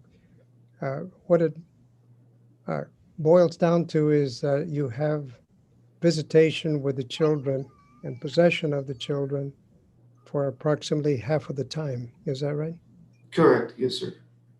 And during the time that you have this visitation with them and possession, you provide for the needs of the children. You provide them any food they need or any clothing, whatever they need. Is that right? Yes, sir. Yes, I do. And so based on this arrangement that you have for the possession of the kids, you and your wife have reached an agreement that you not be obligated to pay any child support. Is that correct? Yes, sir. Correct. As far as the medical, children are on Medicaid, Yes, sir. Yes, correct. and you've reached an agreement that you're going to be paying $57 as cash medical. Yes, sir. Beginning Correct. with the first payment on September 1st, 2021. Yes, sir. You've reached an agreement also on the community property. And let me just review it with you. You're going to be keeping any household furniture, furnishings, other personalty or clothing, jewelry, other personal effects that you may have, any cash in hand or in banks under your name. Correct. Retirement plan that you may have, policies, life insurance, insuring your life, the 2011 Hyundai Sonata, and a business that you've opened up. It's still a new business. It's Upper Valley Bookkeeping and Tax Services. Is that correct? Yes, sir. Correct. The wife's going to be keeping the frame house only, which is located at 904 South Guild Street in Hargill in Hidalgo County, Texas, but it would be in San Juan. Is that correct? In Hargill, Texas. Excuse me, it's in Hargill, Texas. That's correct. Yes. Yes, sir. She's going to be keeping any household furniture, other personalty, any clothing, jewelry, other personal effects, any cash in hand or in banks under her name, any retirement plan, which she has with her present employment. And that is the Willacy State County Jail. Is that right? Yes, sir. She's also going to be keeping policies of life insurance that she may have, the 2011 Mazda vehicle, and any other vehicle that she may have in her name and in her possession. Is that right? Yes. Yes, sir. And you're going to be paying your debts that you incurred under your name. You're going to be also paying the debt on the student loan that you have. Is that right? Yes, sir. She's going to be paying for any debts that she has, and she's also going to be paying the debt on the 2011 Mazda vehicle. Is that correct? Yes, sir. And you're asking the court for a divorce? Yes, sir. I'll pass the witness, Judge. Okay. Ms. Guerra, do you have any questions of your husband? No, ma'am. Okay. I'll say so, no questions. Now, do you have any questions, Mr. Ramirez and Ms. Guerra? Let me just ask her, Ms. Guerra, you've heard the testimony of your husband as to the terms of agreement for your divorce today. Are you in agreement with those settlement terms? Yes, sir. And you also had an opportunity to review the proposed divorce decree and sign it with your name as approving the terms. Is that correct? Yes, sir. That's all I have, Judge. Okay. So then, Mr. Guzman, do you feel that this is a fair and equitable distribution of your community property estate, sir? No, Your Honor. You don't feel that it's fair? Oh, sorry. Yes, I do feel. I apologize. I kind of lagged right there, I guess you could say. But yes, no, it's fair. Okay, Ms. Guerra, do you feel that this is also a fair distribution of your community estate? Yes, ma'am. All right. Okay, then the court will grant your divorce and the relief requested as testified to on the record, and it'll be set forth in further detail and an agreed final divorce decree that is signed by all of you. So Mr. Ramirez, you already have that? Yes, we'll be submitting it later this morning, Judge, or early this afternoon. Okay, sounds good. All right, well, good luck to you all, Mr. Guzman and Ms. Guerra, and remember that your first priority is to be excellent parents to your kids, not necessarily best friends to one another, but co-parenting is very important, okay? Yes. All right. Good luck to you all. Thank you. Okay. Thank you. You may be excused. Okay, so everybody else hasn't raised their hand, so I'm guessing we're here on friendly suits and some contested matters. So, Mr. Tamayo and Mr. Moore. Okay, and Mr. De La Garza. I'm sorry, it's because I didn't see a reaction button. So, okay, well, let me start with Michael Moore. Good morning, Your Honor. I'm here number 29, myself as my opposing counsel, Raul De La Garza. This is a status conference. And really, at this point, we need to schedule this matter for DCC. We've already taken some depositions, and we just need to get this matter set for trial. Okay, that's CL 17-3573-I, Fernando Cortez et al. Versus Germania Farm Mutual Insurance. And Mr. De La Garza, do you have anything to add? I do, Your Honor. Yeah, Raul De La Garza on behalf of Germania. We also filed a partial motion for summary judgment on this matter, and we'd like that one to be set for hearing as well, please. Okay, so do you have an order setting hearing that was filed with that motion for summary judgment? I believe we did, Your Honor. Okay, then I'll go ahead and ask for my staff to look for it and have it forwarded to our queue so that we can get that set. Excellent. Thank you so much. Okay, well then what we'll do, since that's already on file, we'll set the order setting hearing, so we'll hold off on the next conference then. We'll see you all at that motion for summary judgment hearing. Great, Judge. Thank you. Okay. Thank you, Your Honor. And I have two more quick announcements, Your Honor. Okay, Mr. Moore, is that all you have? That's all I have, Judge. May I be excused? Yes, you may. Thank you. Okay, Mr. De La Garza, which other case do you have? Yes, Your Honor. Number 12 on your docket. Okay, that's CCD 0596-I, Amadeo Cantu et al. Versus Allstate Vehicle and Property. Yes, Your Honor. Raul De La Garza on behalf of Allstate. Opposing counsel is Douglas Pennebaker. I spoke with his associate Eric Quiros, and he allowed me to make this announcement on behalf of both of us. This was plaintiff's motion to compel mediation. We submitted an agreed order, and we set the deadline to mediate on November 30th, 2021. That order was signed by both parties and filed yesterday, Your Honor. Okay, then I'll have that forwarded to my queue to assign the mediator. Thank you very much, Your Honor. And if we can just get a status conference on that one, please. Yes, okay. Let's come back then.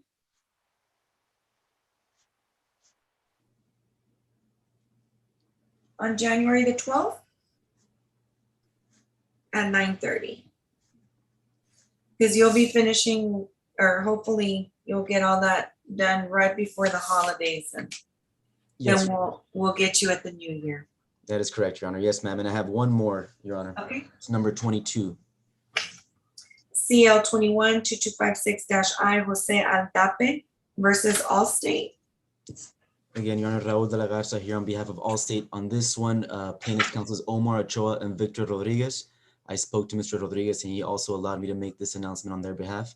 This is the same motion that was filed, Your Honor, plaintiff's motion to compel mediation. We also reached an agreement with them and set the deadline to mediate on November 30th. And we also submitted and filed a signed order yesterday with the court.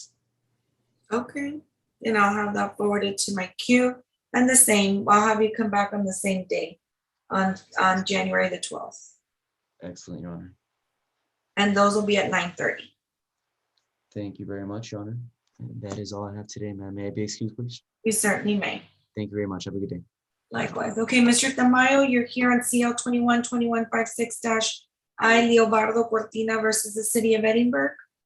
Yes, Your Honor. Opposing counsel is Mr. Stephen A. Gibson. I don't believe he's on it, but I spoke to him last afternoon, and he amended his petition this morning, so there's no longer a need on our hearing for defendant special exception. We're going to be passing on that. Okay. Okay, and well, I'm going to set you for a status. How are you all as far as discovery? I know it's very new case. Yes, nothing has happened so far. Petition, answer, initial disclosures, that's where we're at. Okay, and when was this filed? Do you see when the date was? It was 78 days ago. Oh, it just got filed? Yes, ma'am. Okay. All right, then I'll give you all some time to start working it up. And why don't you come back on February the 9th? February the 9th? Okay, thank you, Your Honor. And let's see how far you all come. Okay. And that's at 9:30. Yes, that is all I have for today, Your Honor. If I may be excused. Yes, you may. Thank you. Okay, Attorney Jared Clark. Good morning, Your Honor. I'm here today on number 13 on the court's docket. It's cause number CL 1599-I. Okay, and Mr. Peña was in a contested hearing. Is he out? Yes, Your Honor, I'm here. Okay. Thank you. And Thank you so much for accommodating me, Your Honor. you're welcome. And Ms. Rodriguez, will she be logging in? No, Your Honor. I'm standing in for Ms. Rodriguez. I'm with the law office of Francisco J. Rodriguez, and there's a couple housekeeping matters I need to address first before moving forward on the motion. The first is I don't know, and maybe Mr. Pena can clarify this for me, whether I have the current email address for Mr. Pena. Usually what I do when I draft the order setting hearing, I go to the most recent pleading to put in the email address. However, this case is somewhat old, and so I noticed on the Rule 11 that was filed recently that there's like a new email chain, and so I don't know if I'm using the current email. I don't know if he was served with everything. So I assume that he was, because he is present here today, but maybe there's another case that he's also here on, and so I just want to make sure that I have the current email for Mr. Pena. We haven't gotten anything from your office. We're here. The court set this date previously, so we're here because of that. If you did send me something, I didn't receive it. I'll go ahead and give you the email that you should be using. It's office@Pena Law Firm. I'm not sure if that's the one that was sent to. I don't believe so. We have Javier@PenaLawFirm.com. So if office@Pena Law Firm is the email that you use for service, then what I can do, Judge, is issue a new order setting hearing, putting that in the email line for the clerk, so that the clerk can make sure that this gets served correctly and we can get this reset for another day. Okay, that sounds good. Mr. Peña, I'm assuming you are not objecting to that, right? No, Your Honor. I'm severe lack of sleep right now, so thanks, Jared. I appreciate that. Okay. Take a nap? Yeah. Yeah, we anticipate doing a second amendment of this traditional motion for summary judgment anyways, but I noticed that first off, it didn't look like any of the envelopes have been opened, so I wanted to address that first. So obviously they need to get served with it. So I appreciate. So we'll go ahead and include the new email address on the order setting hearing. And just so I can confirm, it's office@PenaLawFirm.com. Yes, sir. And I appreciate your honesty and being on top of that. Thank you. Sounds good. Okay, so what we'll do is when you file your order resetting hearing, now that I've gotten the feel for that it'll be contested, we'll go ahead and set you at probably the 11 a.m. docket to give you some time. Okay. Thank you, Your Honor. All right, so just file your order resetting hearing, Mr. Clark, Okay. and we'll go ahead and get that set for you. I appreciate that, Judge. I have nothing further. May I be excused? Yes, you may. Mr. Peña, do you have anything else? No, Your Honor, that's all I have. May I be excused? You certainly may. Thank you, Your Okay, CL 210087-I, Rogelio Zamora Flores et al. Versus Victoria Altamirano, ALTAMIRANO. Good morning, Your Honor. All parties are present for a friendly suit hearing. Okay, and Mr. Zamora, is he Spanish speaking or English speaking? Spanish speaking, Your Honor. Okay. We would ask for the services of an interpreter. Okay, and he will be the one that is proving up the agreement? Yes, Your Honor. Okay, and let me just check if my Ms. Castañeda, are you ready? It's a, she was dealing with a family emergency. Your Honor wishes to get back to our case. Okay. Understandable. No, that's okay. Mr. Zamora, please raise your right hand. Levante su mano derecho. ¿Jura usted que el testimonio que va a dar es la verdad y nada más que la verdad? Sí. Okay, yes, he has sworn to tell the truth, the whole truth, and nothing but the truth, so help you God. Okay, Mr. Garza, just bear with me and go slow. Go ahead. Certainly, Your Honor. Please state your name for the record. Por favor, diga su nombre. And before we go on, Your Honor, I apologize. This is Rogelio Garcia. I represent defendant Victoria Altamirano. Want to make sure that I'm on the record. And I also see that the ad litem is on as well. Yes, Judge Melissa Carranza, present. Okay. Okay, puede procedir, señor Zamora. Are Su you, nombre, por favor. Sí, mi nombre es Rogelio Zamora. you are the father of Rogelio Zamora Jr., who's 16 years of age? Ms. Castañeda, you want to take over? You are mute.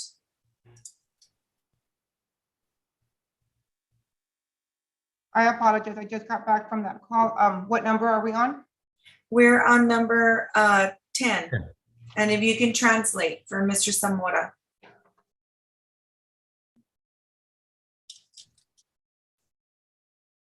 The question was that if he is the father of the 16-year-old. Rogelio Zamora. ¿Es usted el papá del niño de 16 años? Sí. Yes. And his name is Rogelio Zamora Jr.? ¿Y su nombre es Rogelio Zamora Jr.? Sí. Yes. You are also the father of Juan David Zamora, 17 years of age?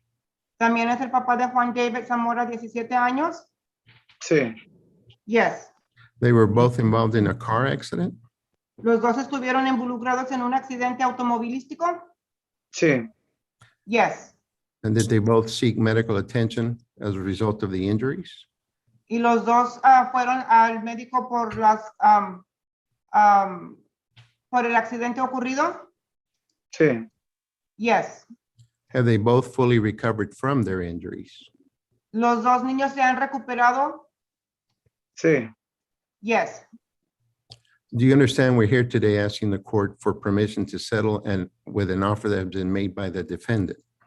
¿Y sabe usted que estamos aquí para los resultados de este accidente, para los resultados del juzgado de este accidente? Sí. Yes. Do you understand that the offer for Rogelio Jr. is $12,275? ¿Y sabe usted que la oferta para Rogelio es 12,750? Sí. Yes. 12,275. 12,275. Mr. Zamora? Sí. Yes. And then out of that amount, we're asking that $4,000 be placed into the registry of the court until Junior reaches the age of 18.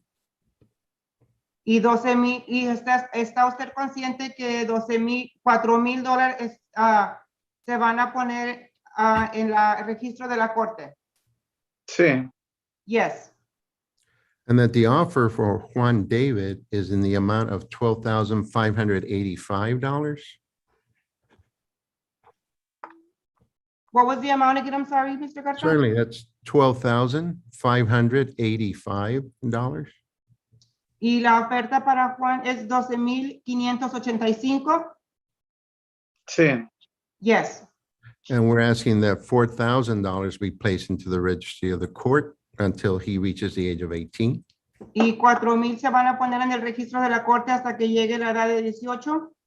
Sí. Yes. Do you understand this is a final judgment? ¿Entiende usted que este es un juicio final? Sí. Yes. Are you asking the court to approve the settlement offers? ¿Y está usted pidiéndole a la corte que apruebe este asentamiento final? Sí. Yes. Do you feel it's in the best interest of your children that this case be settled today? ¿Y usted cree que este es el mejor juicio para hoy para los niños? Sí. Yes. And are you satisfied with my services as well as those of the ad litem, Melissa Carranza? ¿Y está usted satisfecho con mis servicios y los de la señorita Melissa Carranza? No. Sí. Yes. Pass the witness. Okay, any further questions? Yes, Your Honor, if I may, very briefly, I don't want to be redundant, but I do need to clarify. Mr. Zamora, my name is Rogelio Garcia. I represent Ms. Altamirano. Mr. Zamora, mi nombre es Rogelio García. Yo represento a la señora Altamirano. I understand that on the 1st of July, 2021, you met with your attorney and you executed a release.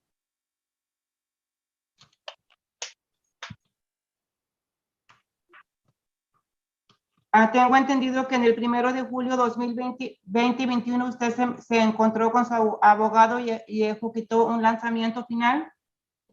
Sí. Do you understand that by signing that release, you have submitted my client to be resolved from any further action pertaining to the accident that took place on April 18th, 2020 in McAllen, Hidalgo County, Texas?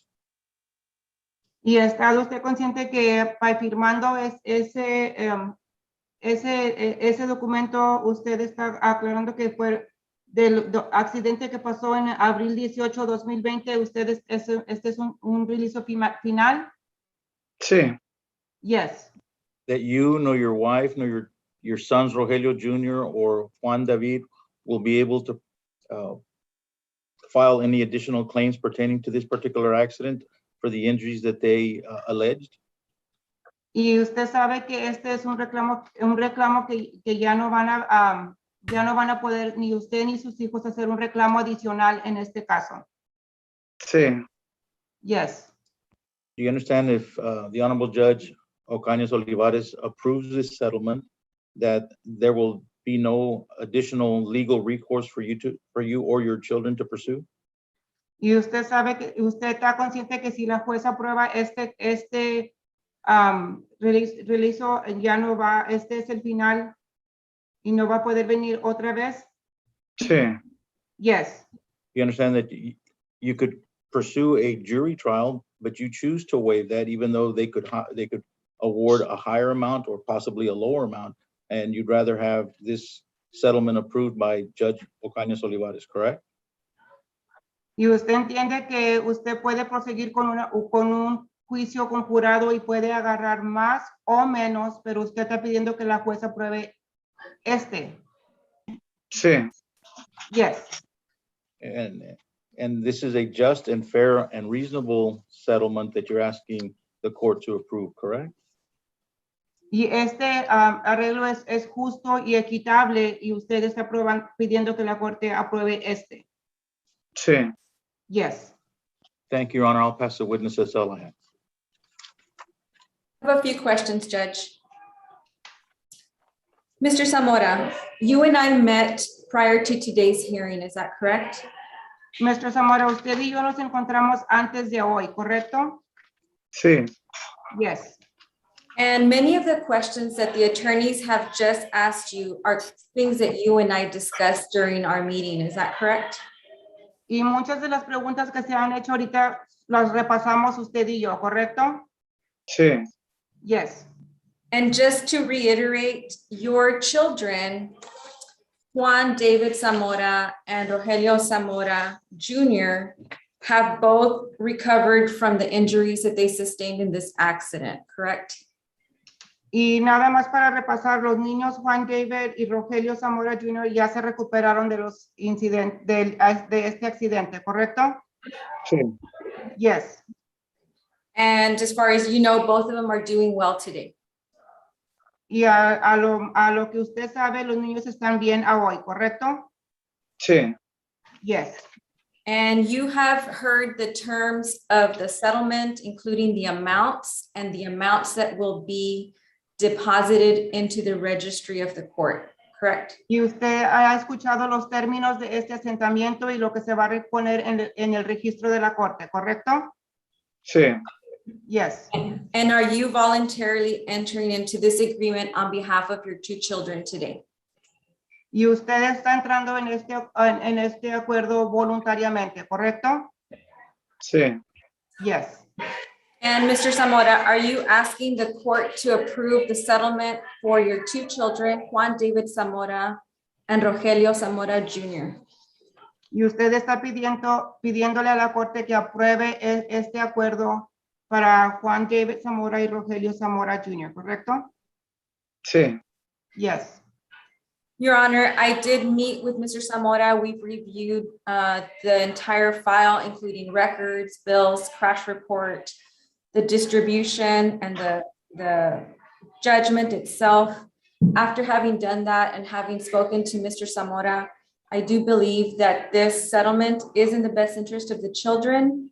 And at this time, I am asking the court to approve the settlement on their behalf. Okay, what grade is Juan David in? Mr. Zamora, ¿en qué grado está Juan David? Pasó a 12. He passed to 12. So he's a senior? So es un senior? Sí. Yes. Okay.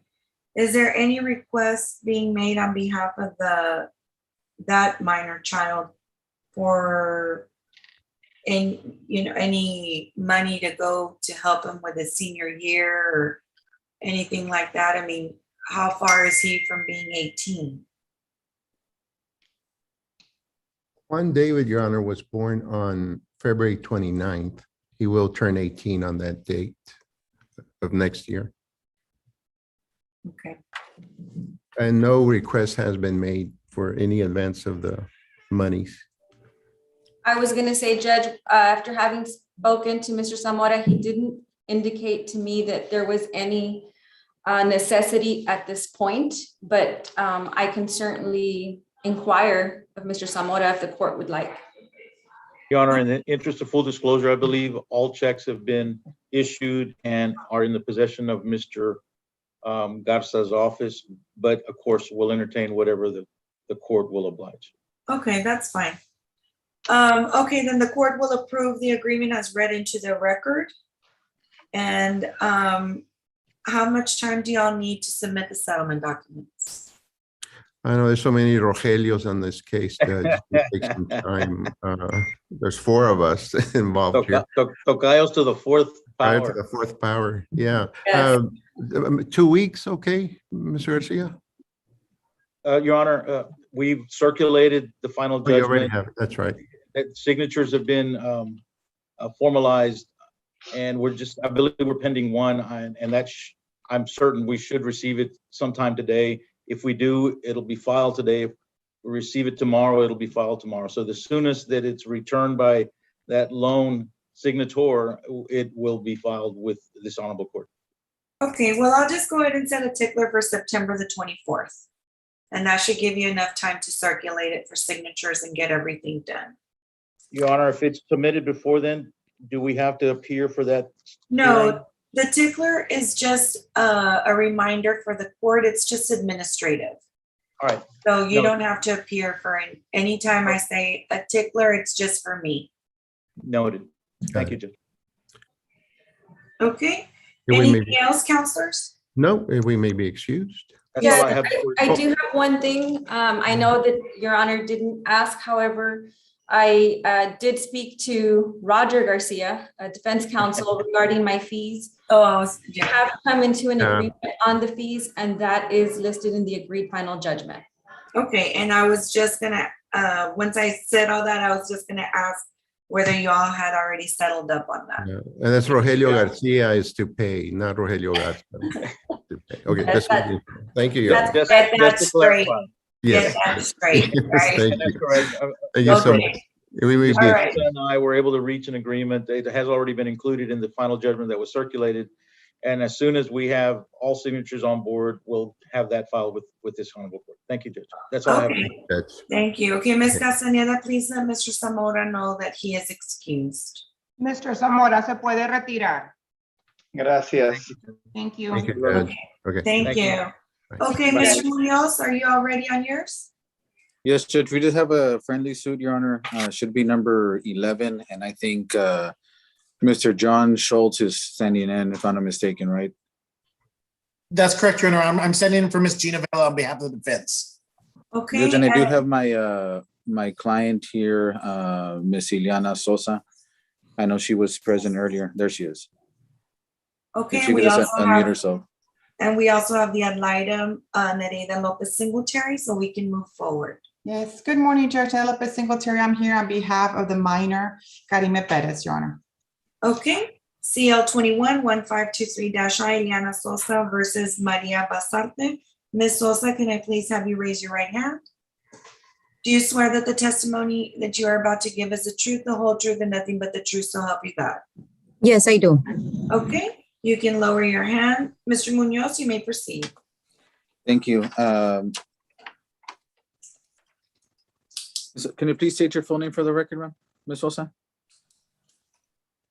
I'm sorry? Can you please state your full name, just so we can have it for the record? Yes, me, Ileana Sosa. I promise to say the truth. Yes, ma'am. Just your full name is Ileana Sosa, is that correct? Ileana Ide Sosa. Yes, ma'am. And are you the mother of the child, the subject of this suit, the hearing that we have today? Yes, sir, I am. Okay, and can you please state the child's full name for the record? Yes, Karime Alessandra Perez. Okay, and she was born January the 19th, 2014? Yes, that's right. Okay. And you were also both of y'all were involved in an accident that occurred here in Hidalgo County? Yes, sir. On or about January of 2019? Yes, sir. And during that accident, there was also some injuries that were sustained by your daughter, is that correct? Yes. And as part of the injuries, she also was ordered to get some sort of medical treatment, is that correct? Yes, sir. Okay, and has she recovered from that treatment? Yes. Okay. And as part of the accident and the people that were responsible, we filed a lawsuit against them. Is that correct? Yes, sir. And we also, as part of that lawsuit, were entered into a settlement agreement. Is that correct? Mm-hmm. Yes, you're correct. Okay. And by entering into a settlement agreement, I guess if, we could have gone to trial, and the question could have been whether or not you would have gotten more, less, or nothing at all. But we decided to enter into the settlement because really it was the maximum amount that was being paid. Is that correct? Yes. Okay. And as part of that settlement, did you agree to the settlement? Yes, sir. We agreed to the settlement. Okay. And you feel it's in the best interest of your child? Yes. And we also went over the breakdown, as you might have done as well with the item. Is that correct? Yes. Okay. And we're also asking that as part of that breakdown, that the amount that is being awarded to your child be deposited into the registry of the court for her benefit when she turns 18. Is that correct? That's correct. Okay. And ma'am, as part of our work, I know there's some other claims that are pending on other cases, but for this case, this would finalize everything in reference to your daughter. Is that correct? Yes. And you know that once you sign the final and full release and settlement, that you no longer will be able to come back in the future and hold this person responsible for any damages or injuries that resulted from that accident. Yes, I'm aware of that. Okay. And also, are you satisfied with the services of our office? Yes, I am. Okay. I have no further questions, Judge. Okay. And Mr. Schultz, do you have any questions of Ms. Sosa? Very briefly, Your Honor, so that I don't try to be overly repetitive. Ms. Sosa, has your child made a full and complete recovery from this accident? Yes. So you don't anticipate the need for any future care that she's going to need? No, sir. Okay. And you do understand that this settlement, if approved by the court, is for full and final release, and it would preclude any further claims regarding this accident that your child might bring in the future, correct? Yes, I agree. Okay. So pass the witness, Your Honor. Okay. Ms. Lopez Singletary, do you have any questions of Ms. Sosa? And Your Honor, I have no questions from Ms. Sosa. Mr. Munoz and Mr. Schultz covered the majority of them. What I do have for the court is that I've consulted with Ms. Sosa in my office, also with the minor child, Karime Perez. I reviewed all the medical records and the file that was provided by Mr. Munoz. And I find that the child has been discharged from all the doctors, that all her injuries out of this accident have resolved. And I find that this is a fair settlement and that it is in the best interest of the child that this case be settled, Your Honor. Okay, and has your fee been agreed to? Yes, Your Honor, I went ahead and emailed my invoice to Ms. Vela yesterday and conferred this morning this with Mr. Schultz, and my fee has been sent over to him, and we are in agreement, correct, Mr. Schultz? That's correct, Your Honor. $2,500 in agreement has already been added into the proposed judgment. Okay, then the court will accept the settlement agreement as testified to into the record. Ms. Sosa, I wish you and your daughter the best of luck, and just stay safe out there, okay? Thank you. Okay, Judge, how I just much wanted time? to, Okay, go ahead.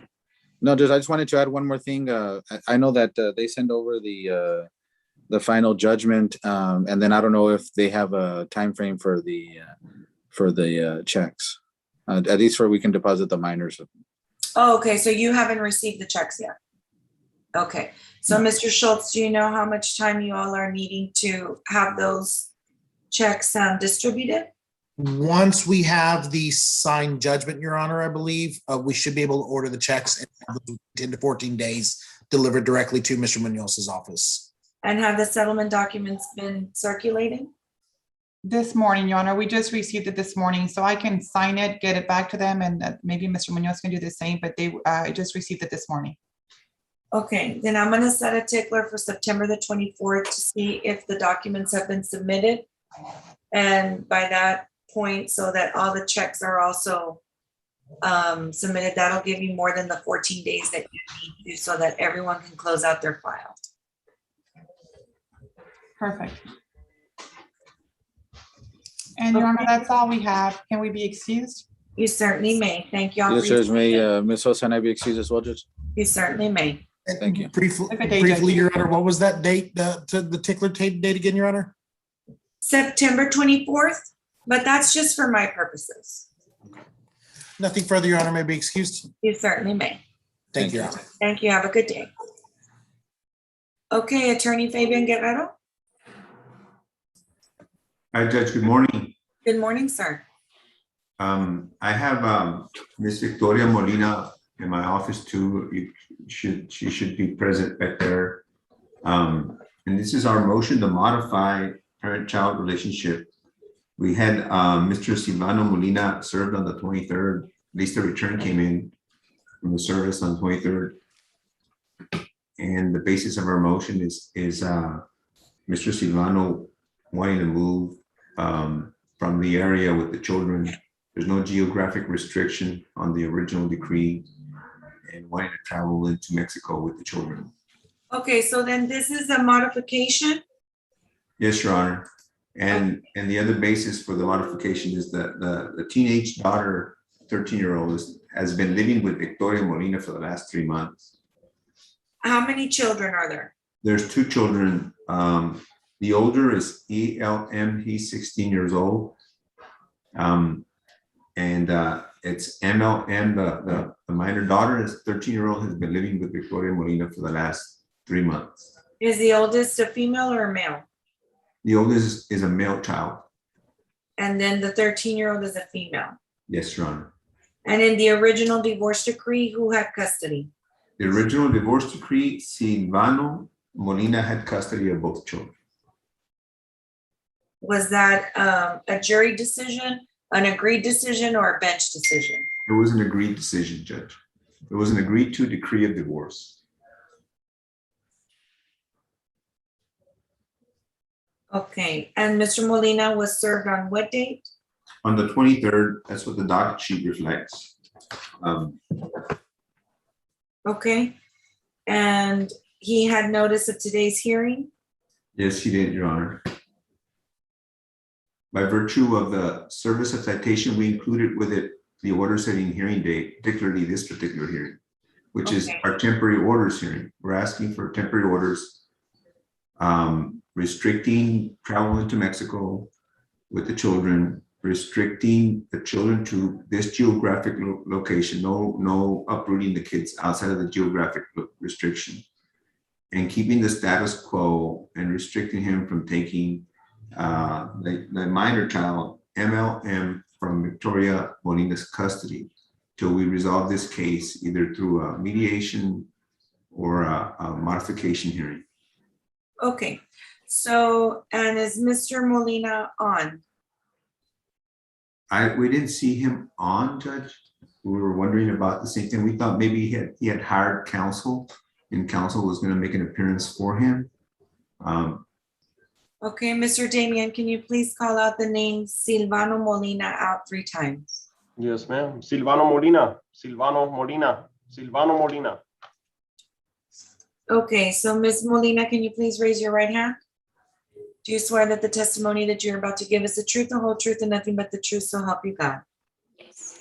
Okay, ma'am, when was the last time that you had contact with Mr. Molina? I believe it was August the 18th. And he is in possession of your eldest child? Correct. And have you had contact with your eldest child? Yes. When was the last time you had contact with your eldest child? I spoke with him on Monday. Have you had physical contact as far as visitation, possession, or access? Yes. When was the last time that you exercised your visitation with your eldest child? It was 2 weeks ago that I saw him. Have you been following the possession order that is outlined in your divorce decree?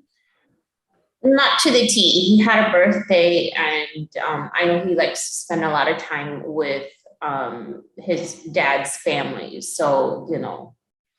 But ma'am, in that divorce decree, there is an order as to how you should be visiting at least this child. Have you been following that possession order? Yes or no? No. Okay. Now, why haven't you been following that possession order? Recently, because it was his birthday. I know, but prior to that, is it because your eldest child does not want to visit with you? Or is because he has extracurricular activities? What is the reason as to why you are not exercising visitation as per the divorce decree? I'm sorry, I misunderstood. We were following the visitation. Most recently, it wasn't because he had a birthday. Okay, so you had followed the visitation order up to the birthday. Correct. Okay. So then you have a relationship with your eldest child. Yes. And currently you are in possession of your youngest daughter. Correct. Have you enrolled her in school? She is enrolled in school. Okay. And your eldest is also enrolled in school? Yes. Okay. And Mr. Molina made statements to you that he was going to travel into Mexico, is that correct? Not to me directly. Who did he make those statements to? To the kids. Okay. So did the children inform you that Mr. Molina stated that he would be taking them to visit Mexico? Correct. Yes.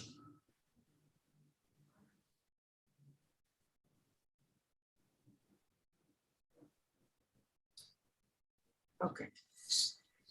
The respondent's name was called out 3 times and no response. What I will do, Mr. Guerrero, I will temporary orders, I will grant your request for no international travel and for the children to stay in Hidalgo County as far as the primary residence is concerned. Now, what I'm not going to change, because for temporary orders as per the family code, you know this, that I cannot change the conservatorship unless there is a danger that is being presented at this time. Maybe there isn't a danger that is being put onto evidence, but what I will do is I will modify the possession, visitation, and access schedule to where Ms. Molina will continue the possession of the child. So there's a difference. Conservatorship will not change, but the visitation, possession, and access will change as to the status quo. So Mr. Molina can have the standard visitation if that is agreeable to Ms. Molina. Now, in order to finalize that, I guess you're either going to need Mr. Molina to come into the picture and show up, or if he chooses not to have anything to do with this, you can go ahead and file for a default final hearing. And I believe the 20 days will expire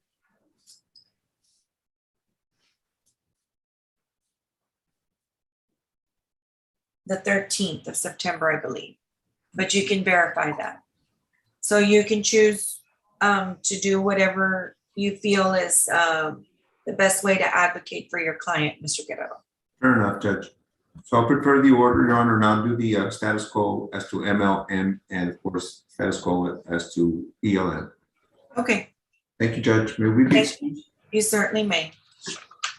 Mr. Quintana, did you have an announcement on your civil case? It's a motion for summary judgment, Your Honor. Okay, is there opposing counsel? I think he's pro se.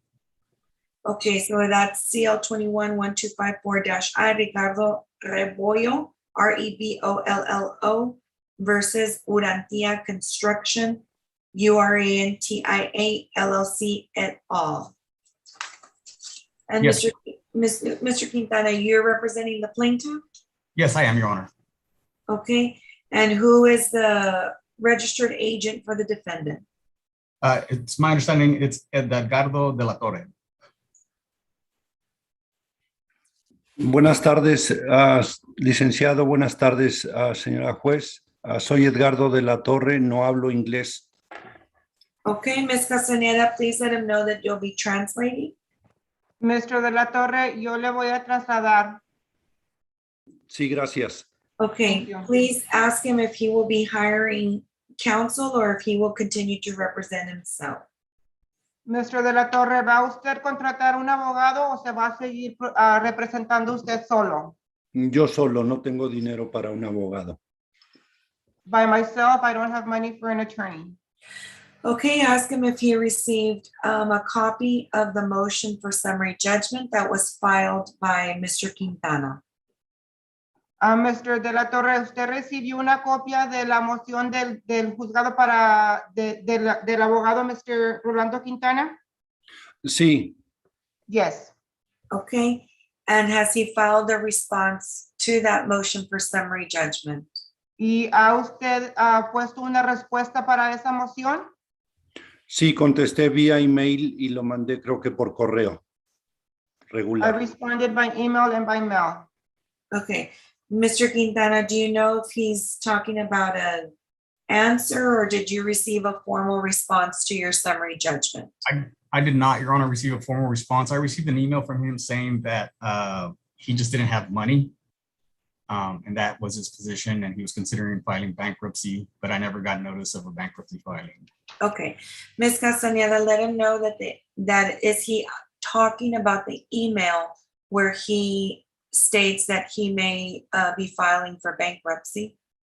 Mr. de la Torre, ¿está usted hablando de un correo electrónico donde usted escribió que está proponiendo agarrar bancarrota? Sí, de hecho estoy en proceso de bancarrota, solo me falta un documento para entregarlo a mis abogados Baker & Associates, que son mis abogados de bancarrota. Yes, I just need one more document to turn into my attorneys for bankruptcy, Bakers & Associates. Okay, Mr. Quintana, do you want to proceed? I do, Your Honor. In case he's filing bankruptcy, I'd like to potentially get a judgment before he does that and the automatic stay kicks in. Okay, so just, if you can please just go slow so that Ms. Castañeda can translate for the defendant. Yes, Your Honor. Okay, so just take it in parts. Okay. Your Honor, I represent Ricardo A. Rebollo, who does business under Pinturas y Lacas, Inc.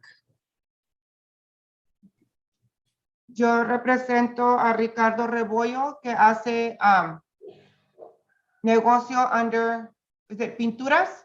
Pinturas y Lacas. Pinturas y Lacras. Your Honor, Pinturas y Lacas is in the business of providing painting material to painters and contractors. And on March, Pinturas y Lacras hace contratos con pintores. and on March 18, 2019, the defendant approached my client and requested that he be provided some painting materials on credit and that he would be paying once he got the invoice. Okay. Y en el marzo 18 de 2019, usted pidió pinturas on crédito. My client provided the materials that he requested, which totaled $9,680.90. And he promised to pay for those materials.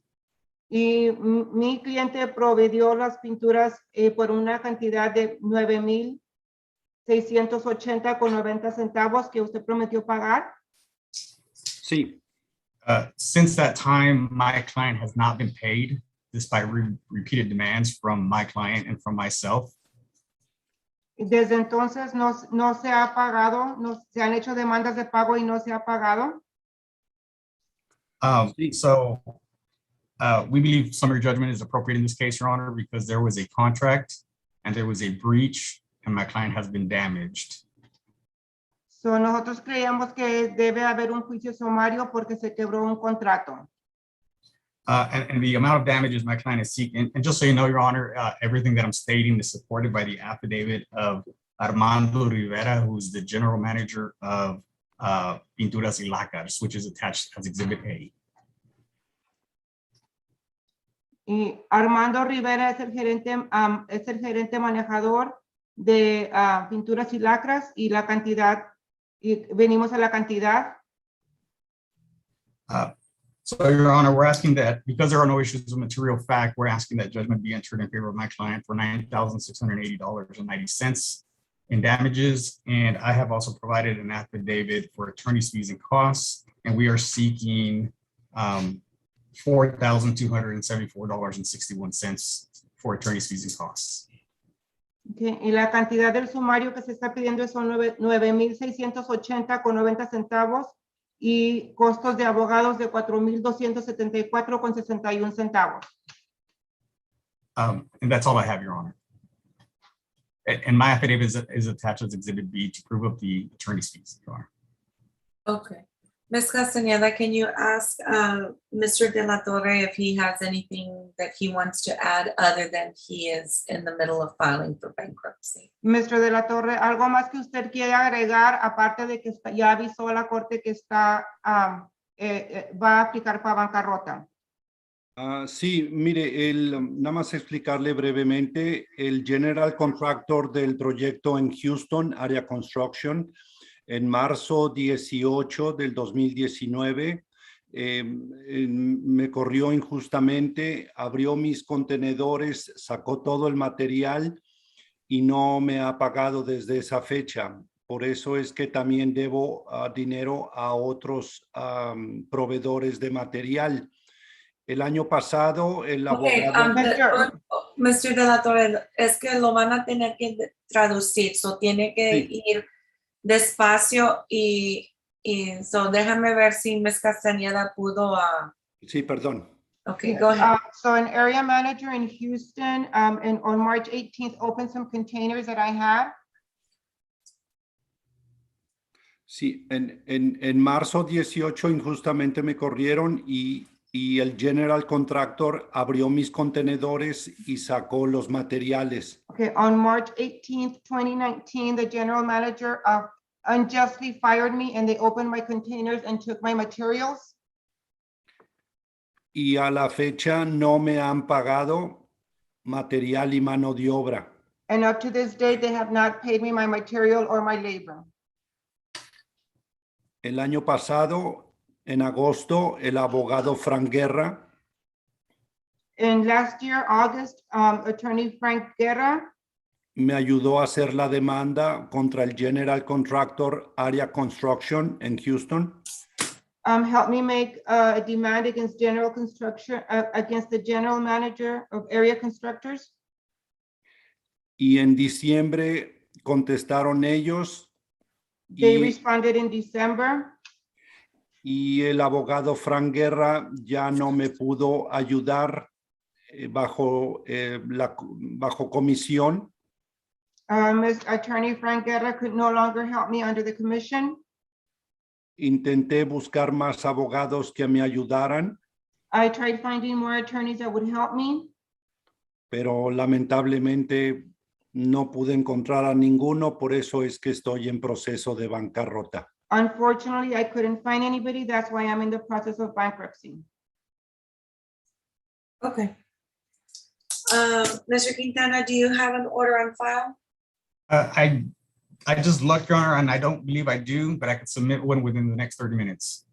Okay, go ahead and submit it and I'll render a decision within 14 days. I'll take it under advisement. Thank you, Your Honor. May I do so? Okay.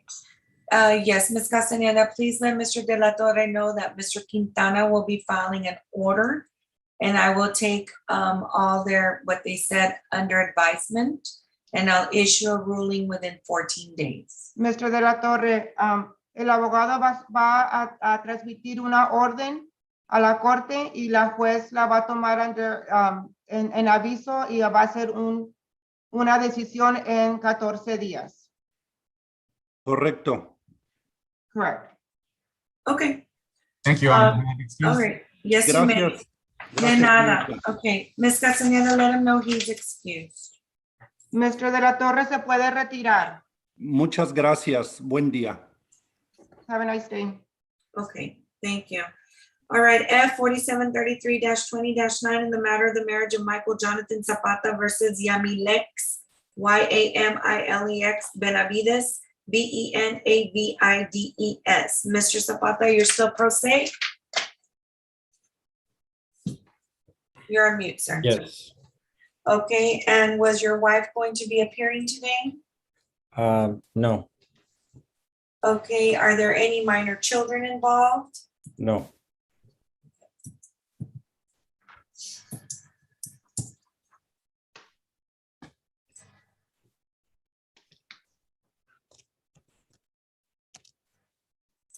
Okay, so Ms. Benavides did sign a waiver that you filed with the court on December 18th, 2020. Is that correct? Yes.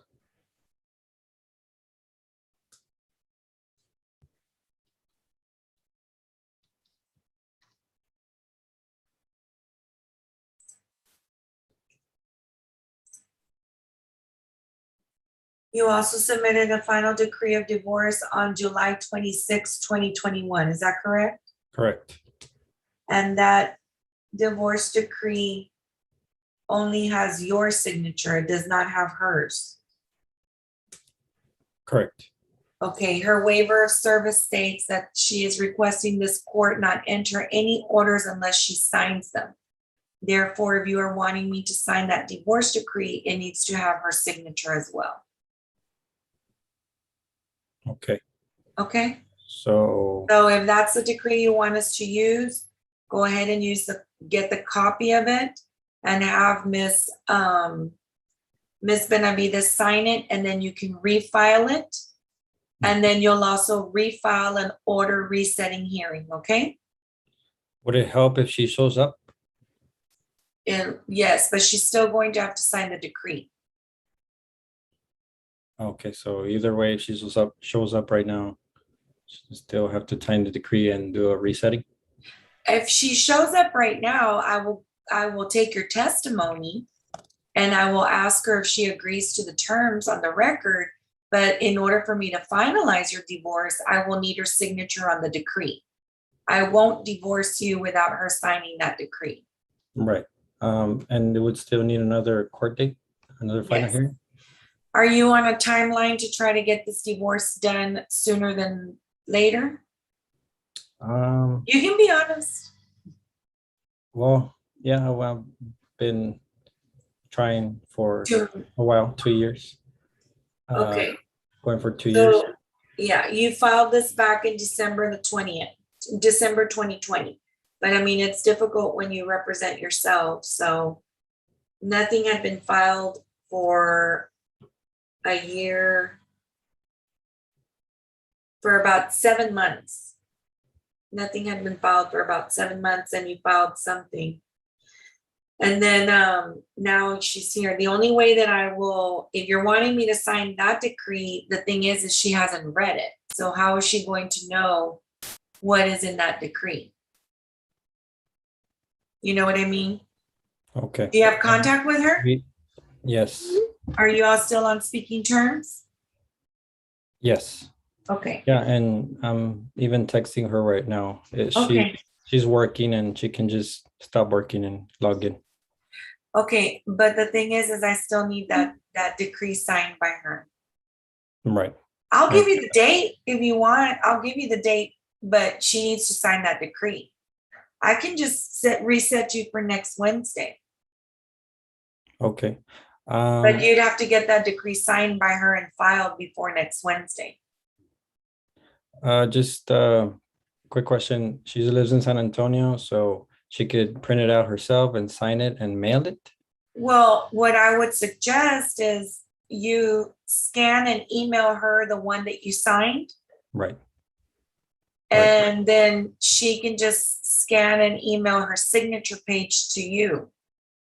Email her. And then you will submit it again for filing. Okay. Yeah, I would That's the appreciate best that. that I can do. Yeah, I would appreciate that. And you said Wednesday? When next Wednesday, September the 8th at 9:30. But you do have to have that decree filed before then. Right. This has to be filed in person. Unless you know how to e-file. Where do you live? I live in Brownsville. So at the time that you all filed for divorce, were you living in Hidalgo County? Right. Okay. Yeah, unless you know how to e-file, you'd have to do it in person, sir. Right. To send it to the court. Once she signs it, you're going to put your divorce decree all together.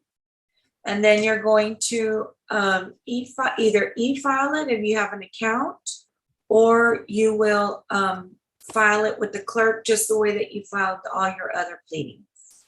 Right. Okay. Yeah, I can do that.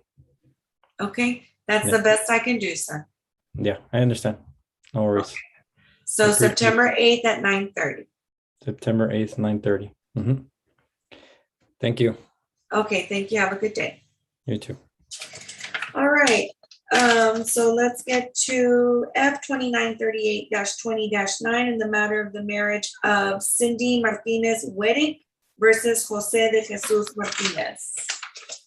Good morning, good afternoon, Your Honor. Lucy Thompson here for Mr. Martinez, the non-movement of this motion.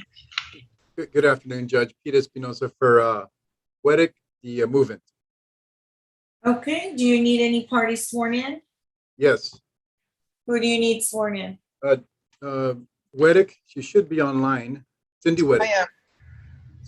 Okay, please raise your right hand. Do you swear that the testimony that you're about to give is the truth, the whole truth, and nothing but the truth, so help you God? Yes, ma'am. Okay, go ahead, Mr. Espinosa. Thank you, Judge. It's real quick. Yes. I'm so sorry. We would need Jesse Martinez sworn in as well. Oh, is he on? He is, Judge. It had a J, and I guess he's turning off his video there. I see it switching. Okay. There you go. All right, please raise your right hand, sir. Do you swear that the testimony that you're about to give is the truth, the whole truth, and nothing but the truth, so help you God? I do. All right. Okay, you may proceed, Mr. Espinosa. Thank you, Judge. Ms. Weddick, can you state your name for the record? My name is Cindy Martinez Wadick. Okay, and are you the wife in this divorce that is currently pending before this court? I am And how long have you been married? 31 years. And in those 31 years, do you remember if there was any separate property that was accumulated?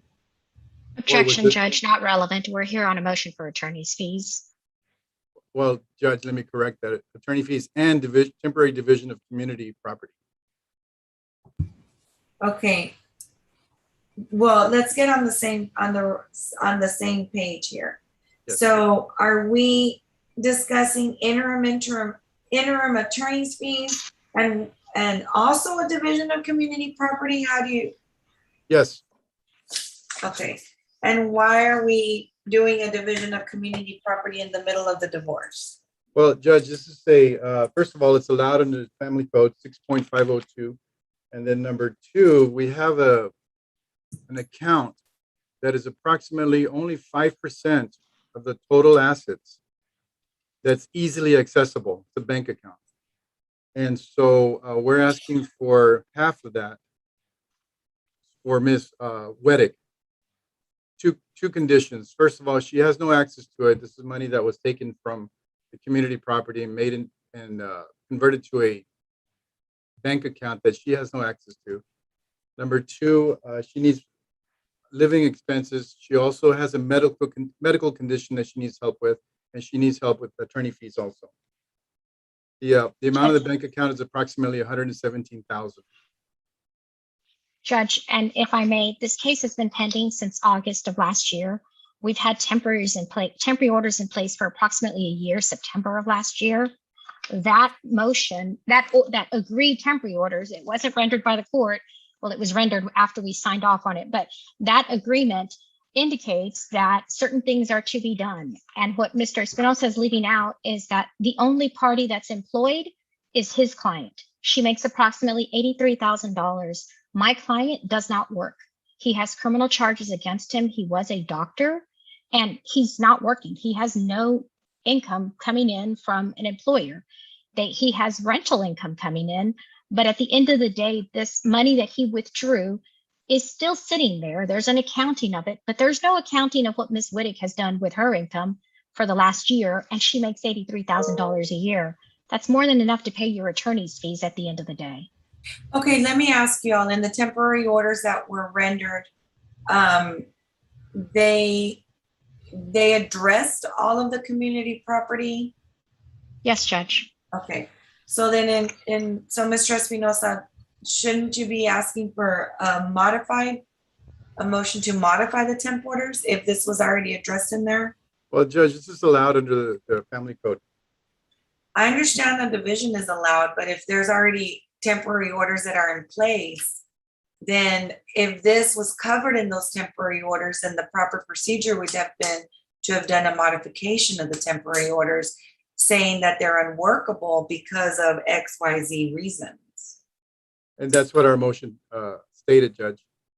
She has. It doesn't, I'm looking at your motion and it doesn't state that the temp orders were unworkable. As a matter of fact, it does not even refer to the temporary orders that were in place last year. The only thing that it states is that they filed for divorce on August 17, 2020. And it does mention the money that was withdrawn from you're alleging it's a community-owned bank account. Correct, Judge. But that money that he withdrew was before the agreed temporary orders were done. And so my position is you address it at the temporary orders, and it wasn't addressed. And some of the things that were addressed in the temporary orders, Ms. Wittig hasn't complied with. I think it's too late to do it. I think it's something that is reserved for final hearing where a party asks for recovery of attorney's fees they've expended. But to do it a year into the divorce when one party's working and the other one isn't, just doesn't seem like the right way to be going about doing it. But there's no prerequisite that we have to file a motion to modify. The Family Code allows the court to modify temporary orders at any time, even sua sponte. So I'm not sure where this prerequisite comes that we have to file a motion to modify.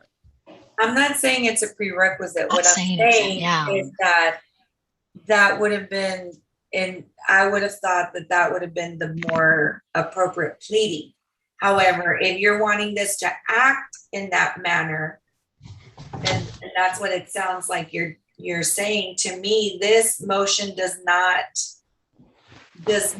substitute for a motion to modify, because you have no language in this motion that is asking for a modification. There's no language in this motion that states that this was not addressed prior to the temporary orders being signed, is what I'm saying. So you're asking me to address something that either should have been addressed prior to the temporary orders. And if this took place prior to you all entering into those temporary orders, then it should have been addressed at that point.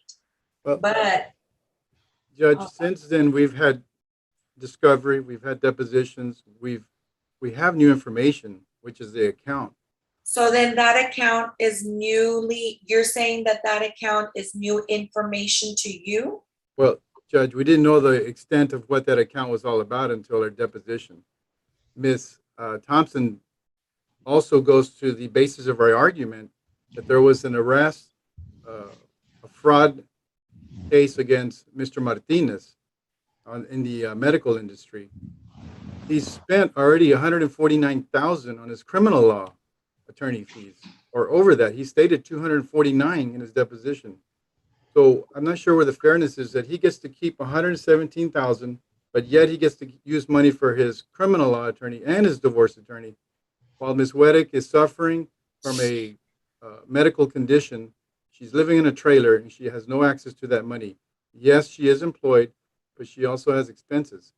So Mr. Martinez is using all that money for him to live off, which he caused his own unemployment through his federal arrest, and he already pled guilty. Judge, if I may, the $249,000, my client testified at his deposition and will testify again today. He did not use any of that money, the $117,000 that he withdrew last year before the temporary orders, on attorney's fees, number one. Number two, to sit here and say, well, I need the attorney's fees because it's his fault that he was arrested. I'm not sure what happened in the criminal system, but at some point, I thought it was you're presumed innocent until proven guilty. So he's not admitting to any of that at the end of the day. And he's vehemently fighting these allegations against him. He's in federal court over it.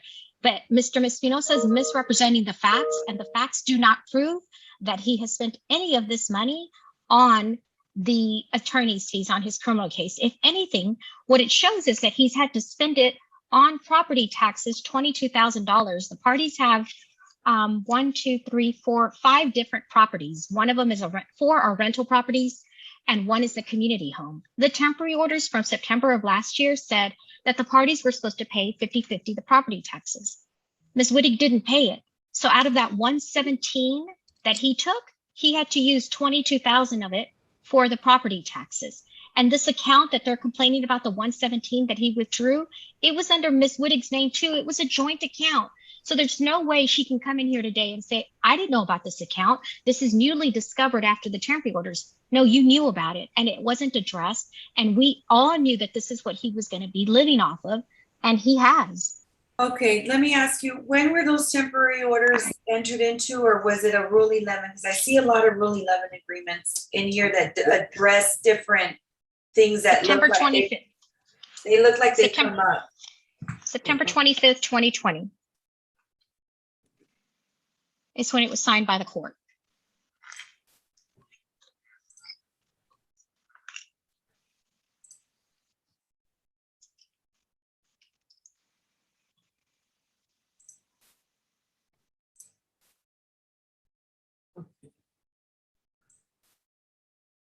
Okay, and I see that it was signed off by both attorneys also.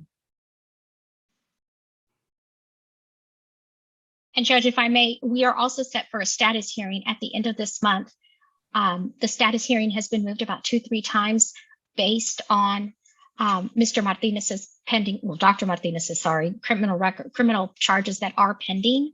On top of that, Medicare wants a reimbursement for 2 years worth of payments that they made to him in excess of $200,000. And that's the biggest obstacle that these two parties have in terms of being able to resolve this case. But I don't think we can properly do that until we have a resolution on the criminal case, and it's been pending for 4 years now. And Judge, that's the essence of our argument. Dr. Martinez put this arrest, this medical fraud, all upon this marital community property. So why should Dr. Weddick have to pay for Dr. Martinez's plea? My understanding is he already pled guilty. It's just a sentencing situation we've got to go through. So why are we risking the $117,000 and the rest of the property to this medical fraud that Dr. Weddick had nothing to do with, and it's all community property? And that's all we're asking, Judge. If anything, we're asking the court to have a special account, either in the court's account or the attorney's trust account, rather than have this risk being lost to this medical fraud that Dr. Weddick has nothing to do with. Judge, if I may, that's the equivalent of, let's assume Miss Wittig is in a car accident and it's her fault. She's at fault. She ran a red light. She's in a horrible car accident, and she is using community funds to live off of because she can't work. It's the same idea. He's trying to blame my client for these criminal charges, and because he, quote, did something wrong, he shouldn't benefit from the community estate. It's a marriage. They're still married to each other. The fact that Miss Wittig wanted to leave the minute things got bad between them is her deal. But at the end of the day, this was a joint account. It should have been addressed at the temporary orders a year ago. It wasn't. She's the one employed and he's not. And Judge, this is different than a car accident. In a car accident, generally there's negligence. On a criminal case, there's intent. And he already pled guilty on the intent that he did. Okay, so let me ask you this. What's the time frame before we get into anything? What's the time frame for finalizing it? Like, are we waiting for the finality of Mr. Martinez's federal situation? No, Judge, we certainly don't want to wait. That it's been going on for 4 years. I mean, we're going to wait another 4 years. We have $117,000 that Dr. Martinez is living off. 4 years, that money will be gone. And Judge, then we're ready for final hearing. Then we're ready for final hearing. The problem that Mr. Espinosa is going to have and that the court's going to have is that there's an outstanding Medicare lien of $232,646 that Mr. Espinosa doesn't want to acknowledge as a community debt. So that's the biggest obstacle. It's not the criminal charges. It's the Medicare lien that they're wanting to go after him for, the $232,000. Yeah, Judge, and we don't understand how it's a community debt if he did it through his business. Dr. Weddick had nothing to do with his business. Okay, so the business was not created during the marriage? It was. It was, Judge. Okay, so then if any income that came out of that business is community property, it's the same for the debts unless you can provide me some statute or case law that states otherwise. I'll take that argument any day, Judge, because $117,000 is now community property, the way you're stating it, and we should be able to divide it temporarily. I'm not saying that the money that he took out is not community property. What I'm saying is that I don't think even Mr. Martinez is arguing that it wasn't acquired during the marriage. However, what I am addressing right now was just the statement regarding the medical lien, is that it's a huge obstacle to overcome to state that that debt is not a community debt when it comes from a community asset, such as the business. But I mean, obviously you will have your opportunity to argue that. Okay, so then one of you is wanting to finalize this if you want, but then you're going to have that issue, and so back and forth. And so we're gonna take this up right now. Is that what you're wanting to do? Yes, Judge. Okay.